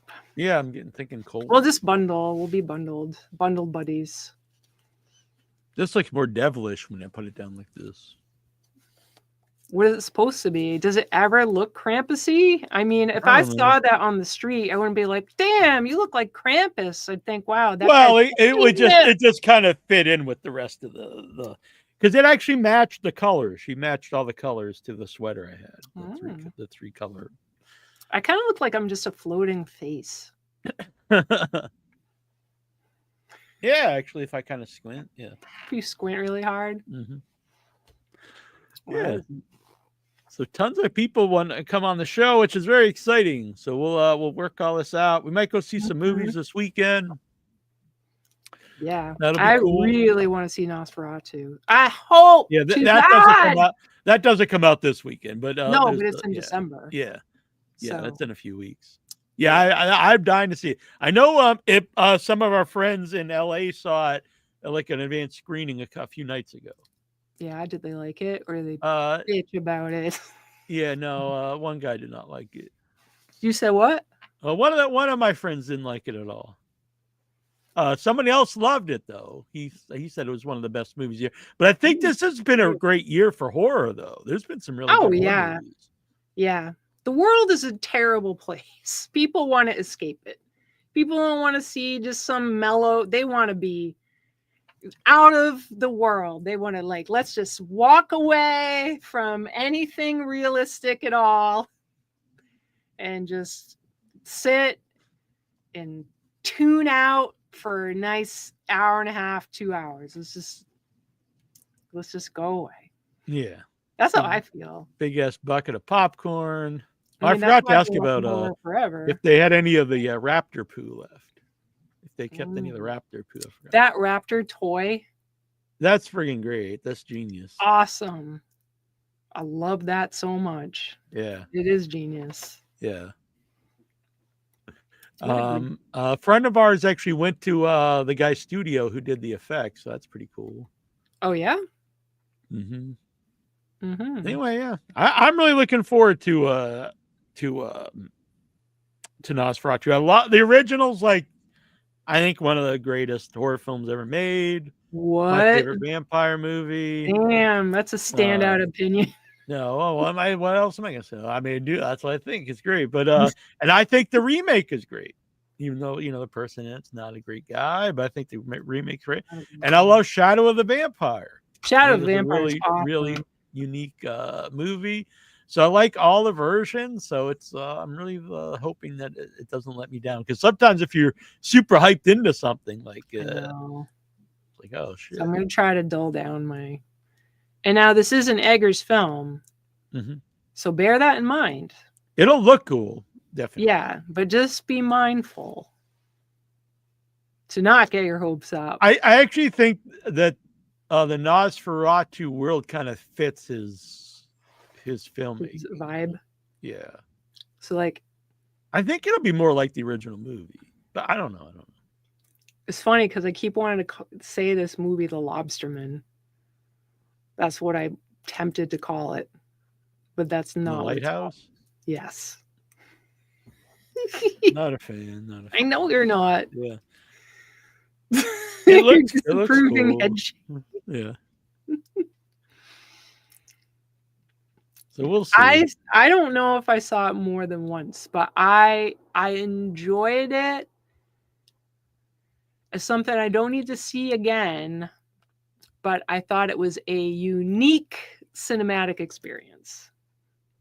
It was definitely unique. It just didn't work for me, but it was definitely unique. And I appreciate that someone makes something unique and not just like, it's definitely not like, oh, I've seen this movie before. I mean, you know, it's definitely something different. So I appreciate that. Yeah, unique. Shit, what was I gonna? I thought I had something to say. Oh, I want to mention this. Hundreds of Beavers is playing at Coolidge soon, so that's very cool for people who've not seen. It's also at Somerville, so they must be sharing. I think those three the theaters that we love are sharing. No, cool. I'm glad. Yeah, because it's good. You got to be in it together if you're indie. Yeah, no, it's a really fun movie. I imagine that's a really fun movie to watch with an audience too. Oh yeah, Hundreds of Beavers. That's another really long one. It is very long, but it's not like this one did feel like it was constantly going with new stuff. It was very I actually did think Hundreds of Beavers should have been a little shorter. I really liked the movie, but I do think the runtime of it actually hurt it. I agree. The video game part really goes on and on forever. Like the last chapter when it's like looks like a Nintendo game or whatever. But Dracula Lives at Coolidge. That's cool. AI. That's what I know. Making me mad, dude. I hate looking at every poster, every poster, every photo, everything that I see, unless I know the person involved. Like every poster that you show for any of these indie movies, anything. I question whether it's AI, and that's a sad existence. To not just be able to go, wow, this is amazing, but go, wow, is this bullshit? Yeah. A lot of people have embraced it. I mean, I guess in a way, like you can't just, it's not just going to go away, but I don't know. It's a sad thing to me that you just like. It is sad. I get there are uses for it on some, on some level, like to take, it's kind of like stuff that you don't really think is AI, like to take out backgrounds in a scene or something like that. But to actually just completely create something is different. Because the idea of creation, like why do people ever create things as human beings? Because it meant something, because it was, you were telling a story, you told a story that mattered to your family or your community, whoever, like the dawn of storytelling was purposeful, and it you'd pass down information over time, and it was about being connected. Someone's doing AI, then they don't give a shit about that connection. They have other reasons to be making that, and human beings are not one of them, in my opinion.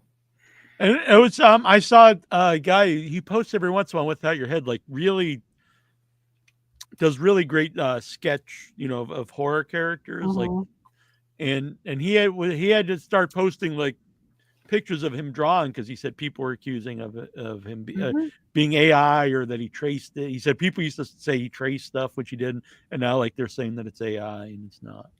And it's hard. It's hard to be an artist out there because of this shit. I don't know. I mean, like, I get the idea of people wanting, like you were saying, to use it as a tool for things that I know that there are people out there who are editors and that's very meaningful to them. I don't know what it's like to be an editor. I don't. So if people are using it for editing, does that take away from editor jobs? I don't know. That's not my world.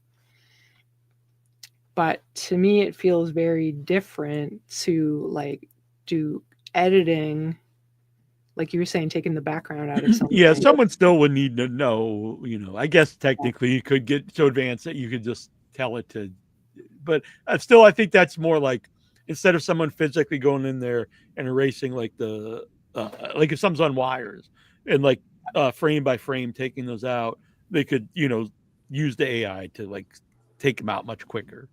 And I do, in my opinion, that's a much different thing. That's my thought, is that, again, I don't know that job. I don't know what that means to people. I don't know.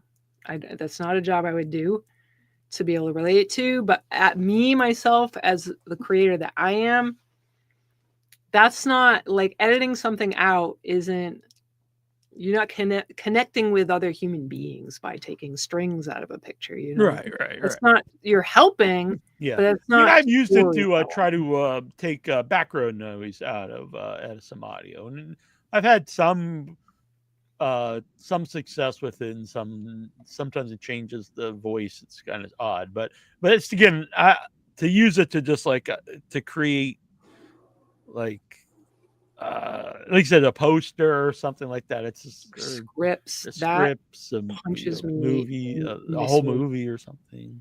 The Well, I music remember, the music is super advanced. It's scary. Yeah. Like, yes. Richard Bergen, who did Rats, he maybe joked on the show about using AI to write the script, and then I was kind of like, but is he joking or is this true? And then I was too afraid to like follow it up, yeah. because it's just sad. It's sad that, first of all, the AI can even do it.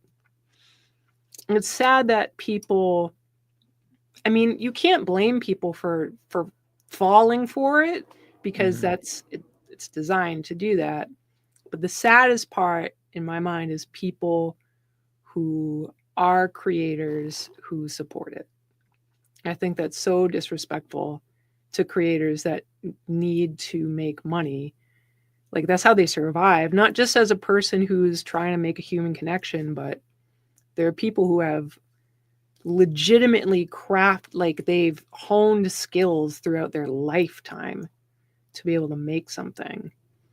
And for another artist to come in and kind of spit on that is fucked. Yeah, there was this like these, I don't know, this group of people, a group of like 3 guys, and they like are using AI to make like 8,000 books. Yes. And it's just like, I guess the idea is like, each one would, even if it sells a few copies, the idea like you'd make a fortune. I guess like, they are editing them and publishing them through AI. I don't know if they're writing them, but I think people are giving them, here's my, like Alan Alberson is someone I know that he writes. Mm-hmm. So this major company could then, from what I remember about the article, this major company takes it, spins it out, publishes it. On the one hand, maybe that could be good for someone who's an independent writer to have it. So it'd be like the probably like auto corrects and like grammar correct stuff like that. But I think it is more than that. I think it is kind of like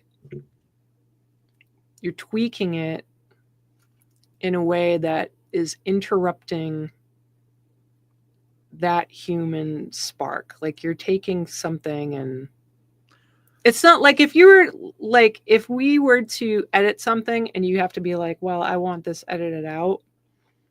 That's your own mind is thinking, and it's doing something you're telling it to do that you decided. For example, when they mentioned a million times on the show, when we went to see, it was a bad copy of Texas Chainsaw Massacre, and I thought it added to the movie.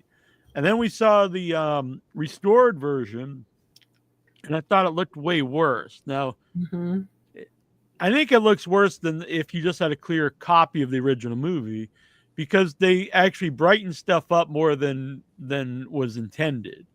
So when they made that movie, maybe some scenes are darker than what AI would or whatever would technically think, but they were done purposely to either cover certain things up or to add a different feel to it. And something like that, like you're saying, it's like that's only something that someone is going to make an artistic like decision to do. And a lot of stuff that's artful is not perfect. Yeah. And it doesn't take, I think for me, the problem is that AI is learning how to replicate what humans do so well that it is at the point where it's doing things that we would do. And Sad thing is that just makes humans less relevant. Yeah. You know, like humans are, we're And- being, I wrote it on Facebook the other day that humans are becoming obsolete. And when that AI started, everyone, joked like, because all the like 10 fingers and like the original stuff, like it was kind of funny just to put something in and it would be all like, mangled but it's like, kind of laughing at it. But that was only like 2 years ago.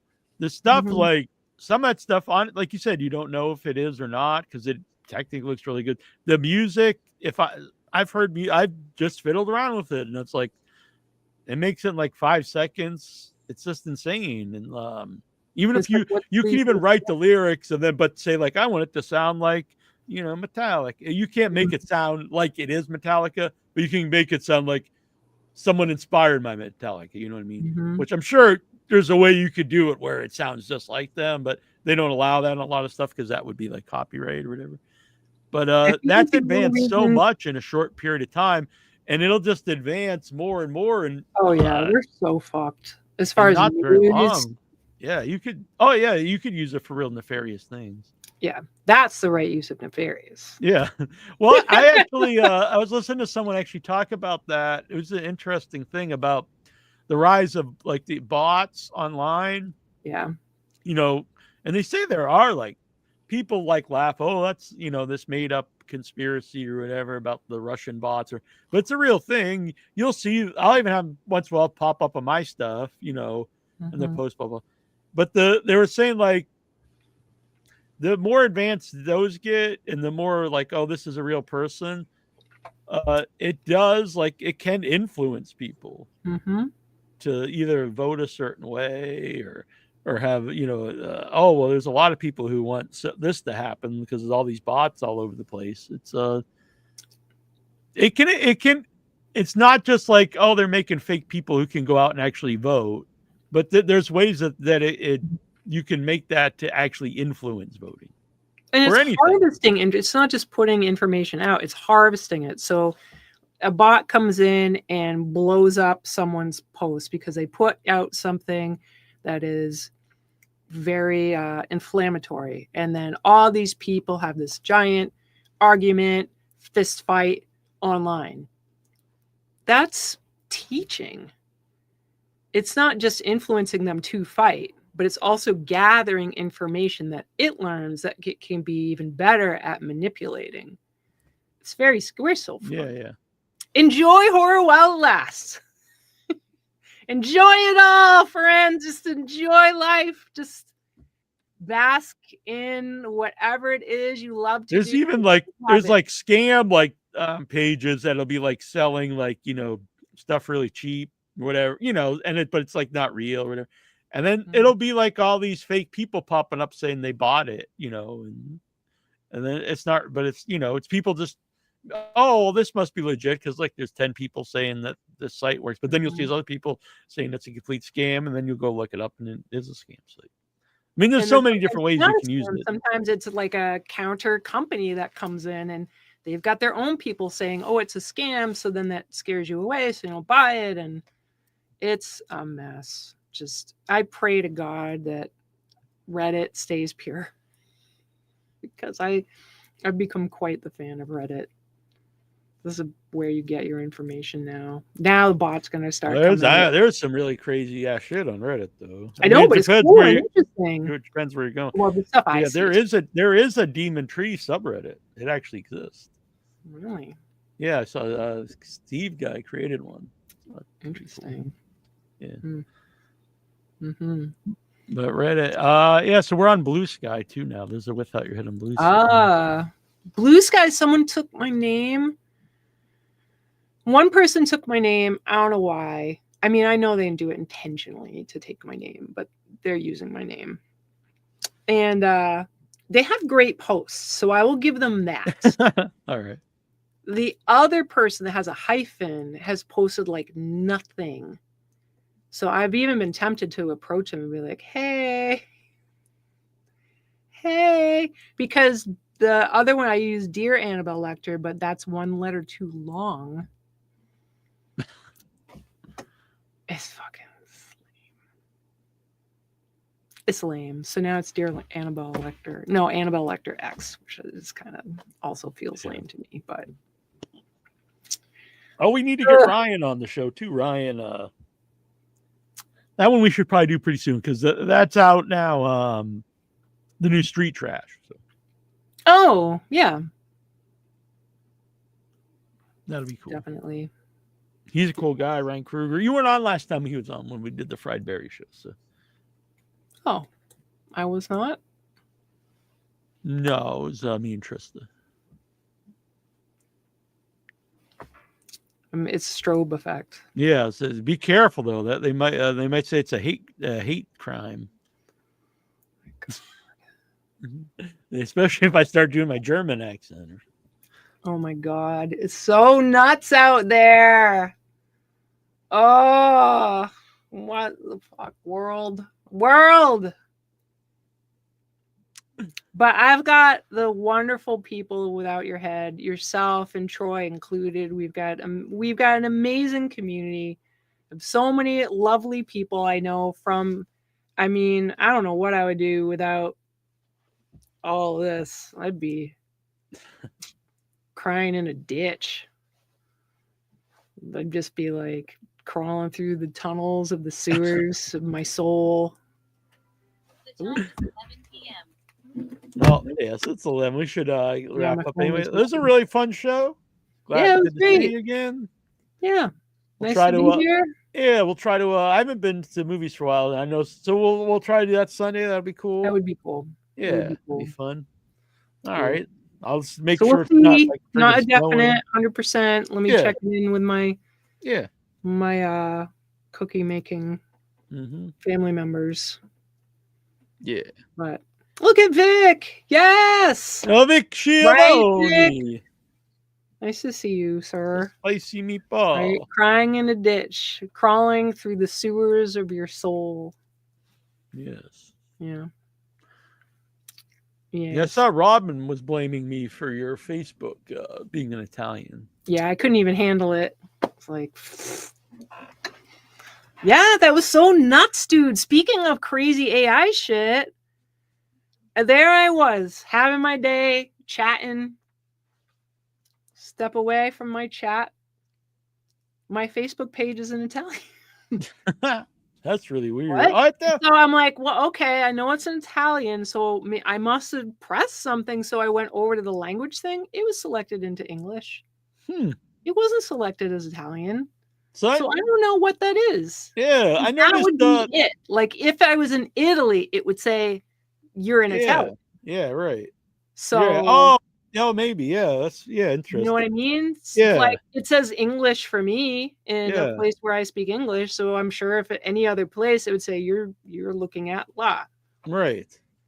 Yeah. So I don't know what the fuck that was. And then it was kind of wonky where it would be Italian, but then not Italian. And eventually it leveled out and became normal again. Yeah. It was wicked weird. So then I was paranoid as I get. Yeah. Like paranoid, like who's doing this?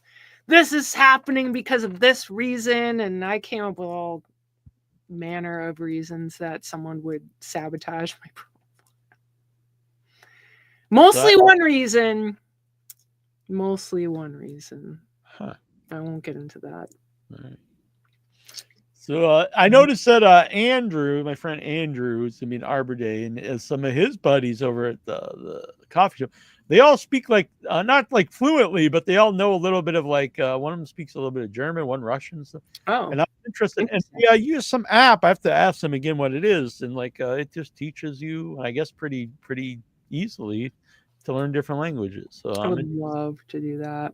Yeah, I have to find this out. If I could learn Spanish, it would be so helpful where I work. Yeah, I think it was a free app, so I was like, that's pretty cool. That would be cool. But they're young and their brains are pliable and stretchy. So we're old. Yeah. By the time we make the movie, Andrew's going to be the tallest one in the film, I think. I think he's already the tallest one. Yeah, I think he is. It's you. Brian's pretty tall. As he but got I think Brian up beaten in out. height, or they're a little taller, so I don't know.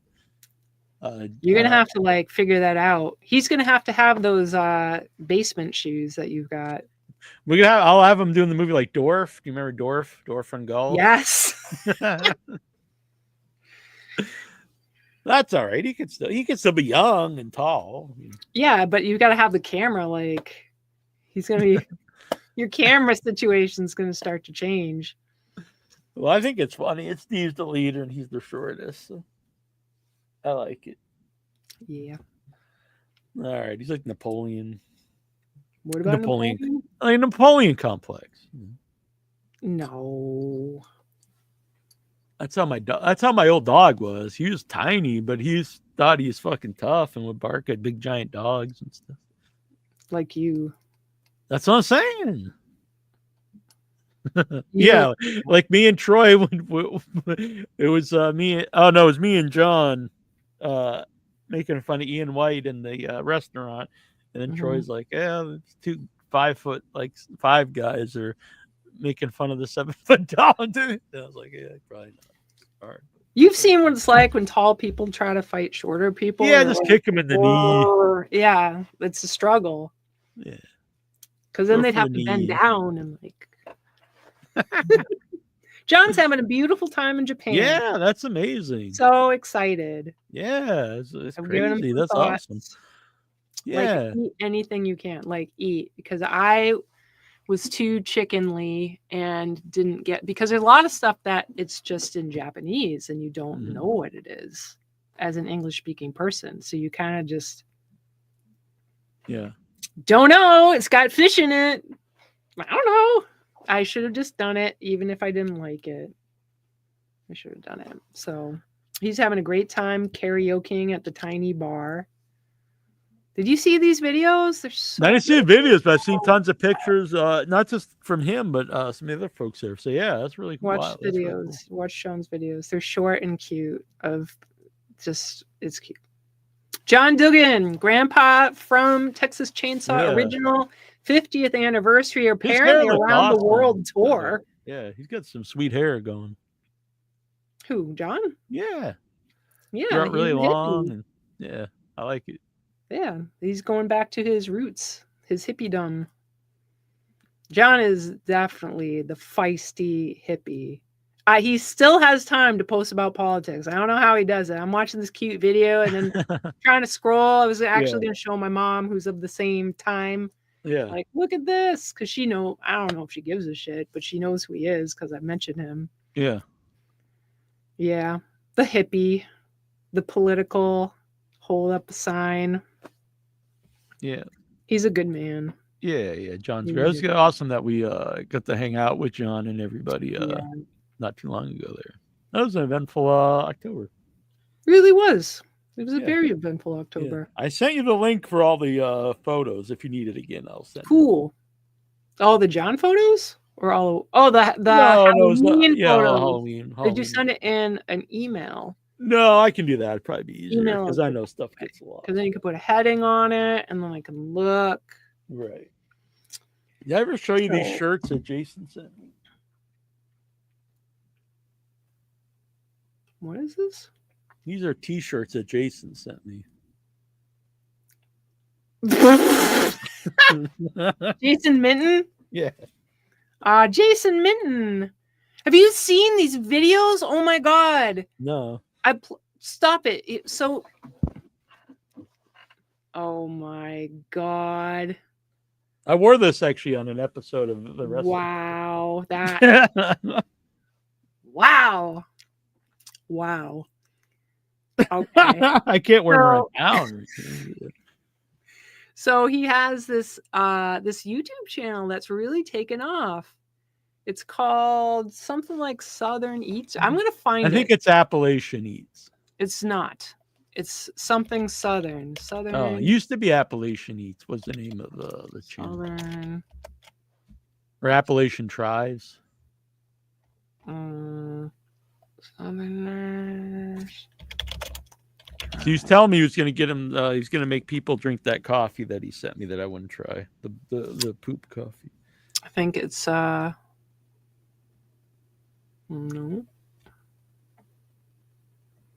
I I know of it. I'll find it because it's amazing. It's really cute for anybody out there. It's Southerners. Jason, our friend, or without your head friend, Jason, is in Kentucky. And he just, I don't know what happened that he decided to do this, if it was him and his friend Jeff or whomever. I think it's called Southern Tried, like Southern Fried. Southern Pride. It's probably like Southern Pride. Tried. Southern Tried. Yeah. Tried, because they're trying things. Yeah. It's definitely a Southern Tried. So it's just one of these videos where there's no amazing camera movements. It's just two people at a time. They're getting things to eat, and they're cool. I like the people are all very different from each other. So is much like sitcom thing. They're not, it's not acting, like they're being legitimate, but you know how sitcoms got all these different characters. And so you have all these different characters effectively, even though they're real people. And you kind of get like your favorites, and then you find out who you think you'd agree with, and maybe some people you get annoyed by. There's one person I'm like, that guy seems like a dick. Or Jason. No, Jason's not in it. Oh, he's just the torturer. He wants to come out and help on Arbor Day, but he don't want to be in it. But he'll help the crew and stuff. So. Oh, that would be awesome. Miss Mr. Jason. He's yeah. Maybe he won't mind being thrown in a robe or something. What? Maybe he won't mind being in like in a robe, with a mask on. That's what I'm saying. A robe? Oh, I was thinking like a bathrobe. I'm like, what the fuck are you talking about, Neal Jones? A robe? He's just gonna wander around set in a robe? I was thinking about. That's another story. This just popped up. This is cool. Anastasia Elfman posted a link of our interview with her on what? It's Anastasia I know Elfman. who each of us are. She took a clip of our interview and put it on Instagram. Oh, nice. She's great. Yeah.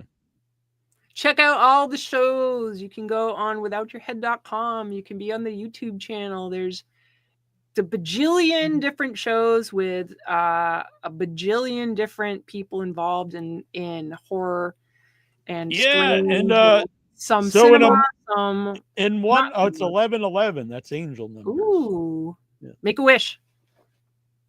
Okay. I was gonna pull this like it's I just did. I thought the wrong thing. No. My word went wrong.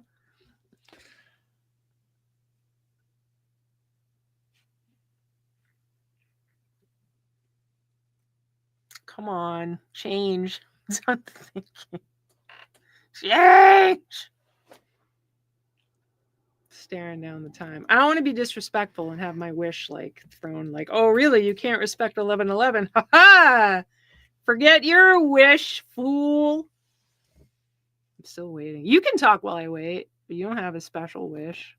I already made the wish, but I didn't mess mine up. Hang on to it. Got the whole down ready all night. Is that flap thing? It doesn't have ties to put it up. No, it doesn't. Does it? No. No, I have one that does, but not this one. It's 11/12. Okay. No. Yeah, this one does not. No. Vic had a good idea for a for the crowdfunding for Arbor Day. Yeah, I don't think it's really a shirt Steve would be rocking. Maybe that should be Jason's like cameo, just walking around with them. I guess it doesn't quite go with the vibe. No, it doesn't. I'm not against. I've worn it on the. I'd probably wear it. Well, I don't want to wear it with a guest on, but I'd probably wear it on the show. But I don't want to wear it. I don't think it fits the movie. No, it doesn't. No. Maybe I'll auction them off to raise money. Maybe. Well, he sent me some weird shit here. I don't know. There's one that's really weird. I don't know. I guess they're really weird. Their shirts are pretty weird, though, I guess. Yes, they are. They definitely are. I'm kind of concerned about what you're going to find that's going to be stranger than those shirts, honestly. I'm not sure where they are. There's some weird stuff though. I'll find them next time. So Vix corrected us. What's that? You can wear it in the movie, but you have to wear it in the public place that the highest bidder chooses. Oh, well, I don't Someone know. could be like, "Hey, wear that shirt into church." Might Doesn't mean you I'd gotta probably, jump around and scream, but yeah, I'd probably get kicked out or get arrested. Or because you want to go back, what? because No, I you're might gonna get wanna like go back, arrested or something. you could probably get arrested. You're just gonna walk in. You're not gonna like. I think it would have to be limited because I do think going into a church would be mega. Yeah, I don't want to walk around like little kids or anything. Well, you could cover it up and just be a flasher. You just do it when kids aren't around. Okay, then I have like a hoodie that I can unzip and zip up. Yeah, exactly. That would work. Yeah. Dude, what are you looking for? Is trying this to stuff that you find- got sent a million years ago and already showed us? No, it was something from Christmas Jason. from It was, last it year? was I from that know. same thing. I don't know. I don't know where it is. Don't worry about it. All right. So we'll be back next week. We may be live Sunday talking about movies. But either way, what you do, hit the like button, subscribe, hit that little icon, and you're supposedly going to get notifications every time we're live. And if you'd like to help support the show, you can become a member. It starts at only $3. I probably should mention that more often. Well, only $3 a month. That helps help cover the cost of the website. And we do actually have a couple members. Let's give them a shout out here. Stephen Bravo and the Macabre Tavern. Thank you for helping. Thank you, Macabre Tavern. That sounds cool as hell. Yeah, I like that. All right, and all the folks who actually helped pay for the stream for this year, I'm going to be updating the IMDb now that the website's up, and you'll be getting IMDb credits for helping produce Without Your Head for the year. That's very cool as a thank you. Yeah. And you'll also, a couple of you guys paid to get a banner ad on the website. So Cool. I'll hook that up. And we appreciate it. It helps make sure that we can do this live. Yes. Very kind for people to put their hard-earned dollars Yes. towards the show. Yeah. Thank you. No. All right. So, What was until this? next, I don't know. I'm just messing around. I'm very caffeinated now. I drank this Christmas black tea and this black Oh. coffee. Very nice. Christmas black tea. Yeah, it's good. What's the flavor to it? It's got it's got some cinnamon and cloves, and it's like, I think it's just called Christmas spice or winter spice or something like that. I missed Yeah. out on the tea thing that I got you last year. Yeah. I It was thought a about very that. pricey little thing there, but it Yeah, was yeah. gone. I don't even think it was a half a day and it was gone. Oh, really? Well, good for them. Yeah. Because last time I was like waiting for it. I think it Yeah. took a day. So yeah, it's awesome for them, but they have to do more. Yeah. Clearly, they've got to do more of them if they're Yeah. selling out in like a few hours. Our buddy Creep. Congratulations to them. Yeah. Our buddy Creepy Craig, I want to mention this real quick. He had a great idea. So we did this a couple times. We'd mentioned this on the show where he'd get a big group of effects artists. And we did that's how we met some of the guys we've had on recently. Yeah. Jeremy Sellenfred and stuff. And one of them, they all got very drunk. It was a very funny, this was back in the audio only days. And so it was like 6 people. Anyway, he wants to do a new one. And I was like, I love the idea. We got a lot of people coming up. So let's do it in the new year. So he's all right. So he's going to get a group of effects artists, friends of his. Wow. And we're going to do a show with, and it'll be fun because this will be the Ooh. first time we'll do it on the video. The other two. Yeah, times. nice. Very nice. I have a picture somewhere. I'll send it to you. It was I'll find it later. I don't know where it is right now. I And it was did not want to forget that the tea company that the advent calendar is called Brutalities. Yeah. Which That's a great name. Brutalities is spelled teas, Teas. Brutalities. Yeah, it's very, very, very clever. Really good. Yeah, I think we've had Craig on I don't think you've ever. I don't know if he's been on with you or not. He used to just call into the show. He was kind of like a semi-regular. That's why we gave him the name Creepy Craig. So. Anyway, we'll figure it out. All right. Yeah. So great to have everybody here checking in with us. Please, anybody that's watching this, if you don't go to the YouTube page to do it, come out to the YouTube, because then you can be in the interactive chat. Yes. You can chat in Facebook and it looks like you're interacting with us, but it's we just can't see basically it, impossible to interact on Facebook. Yeah. So they made come on it used over to be YouTube. here, but now it's just we can't, unfortunately. Yeah. I tried to Yes, stream it on X tonight. Yeah. X. But it says that you got to pay for it. I'm like, I'm not paying. It was just one of the options. So.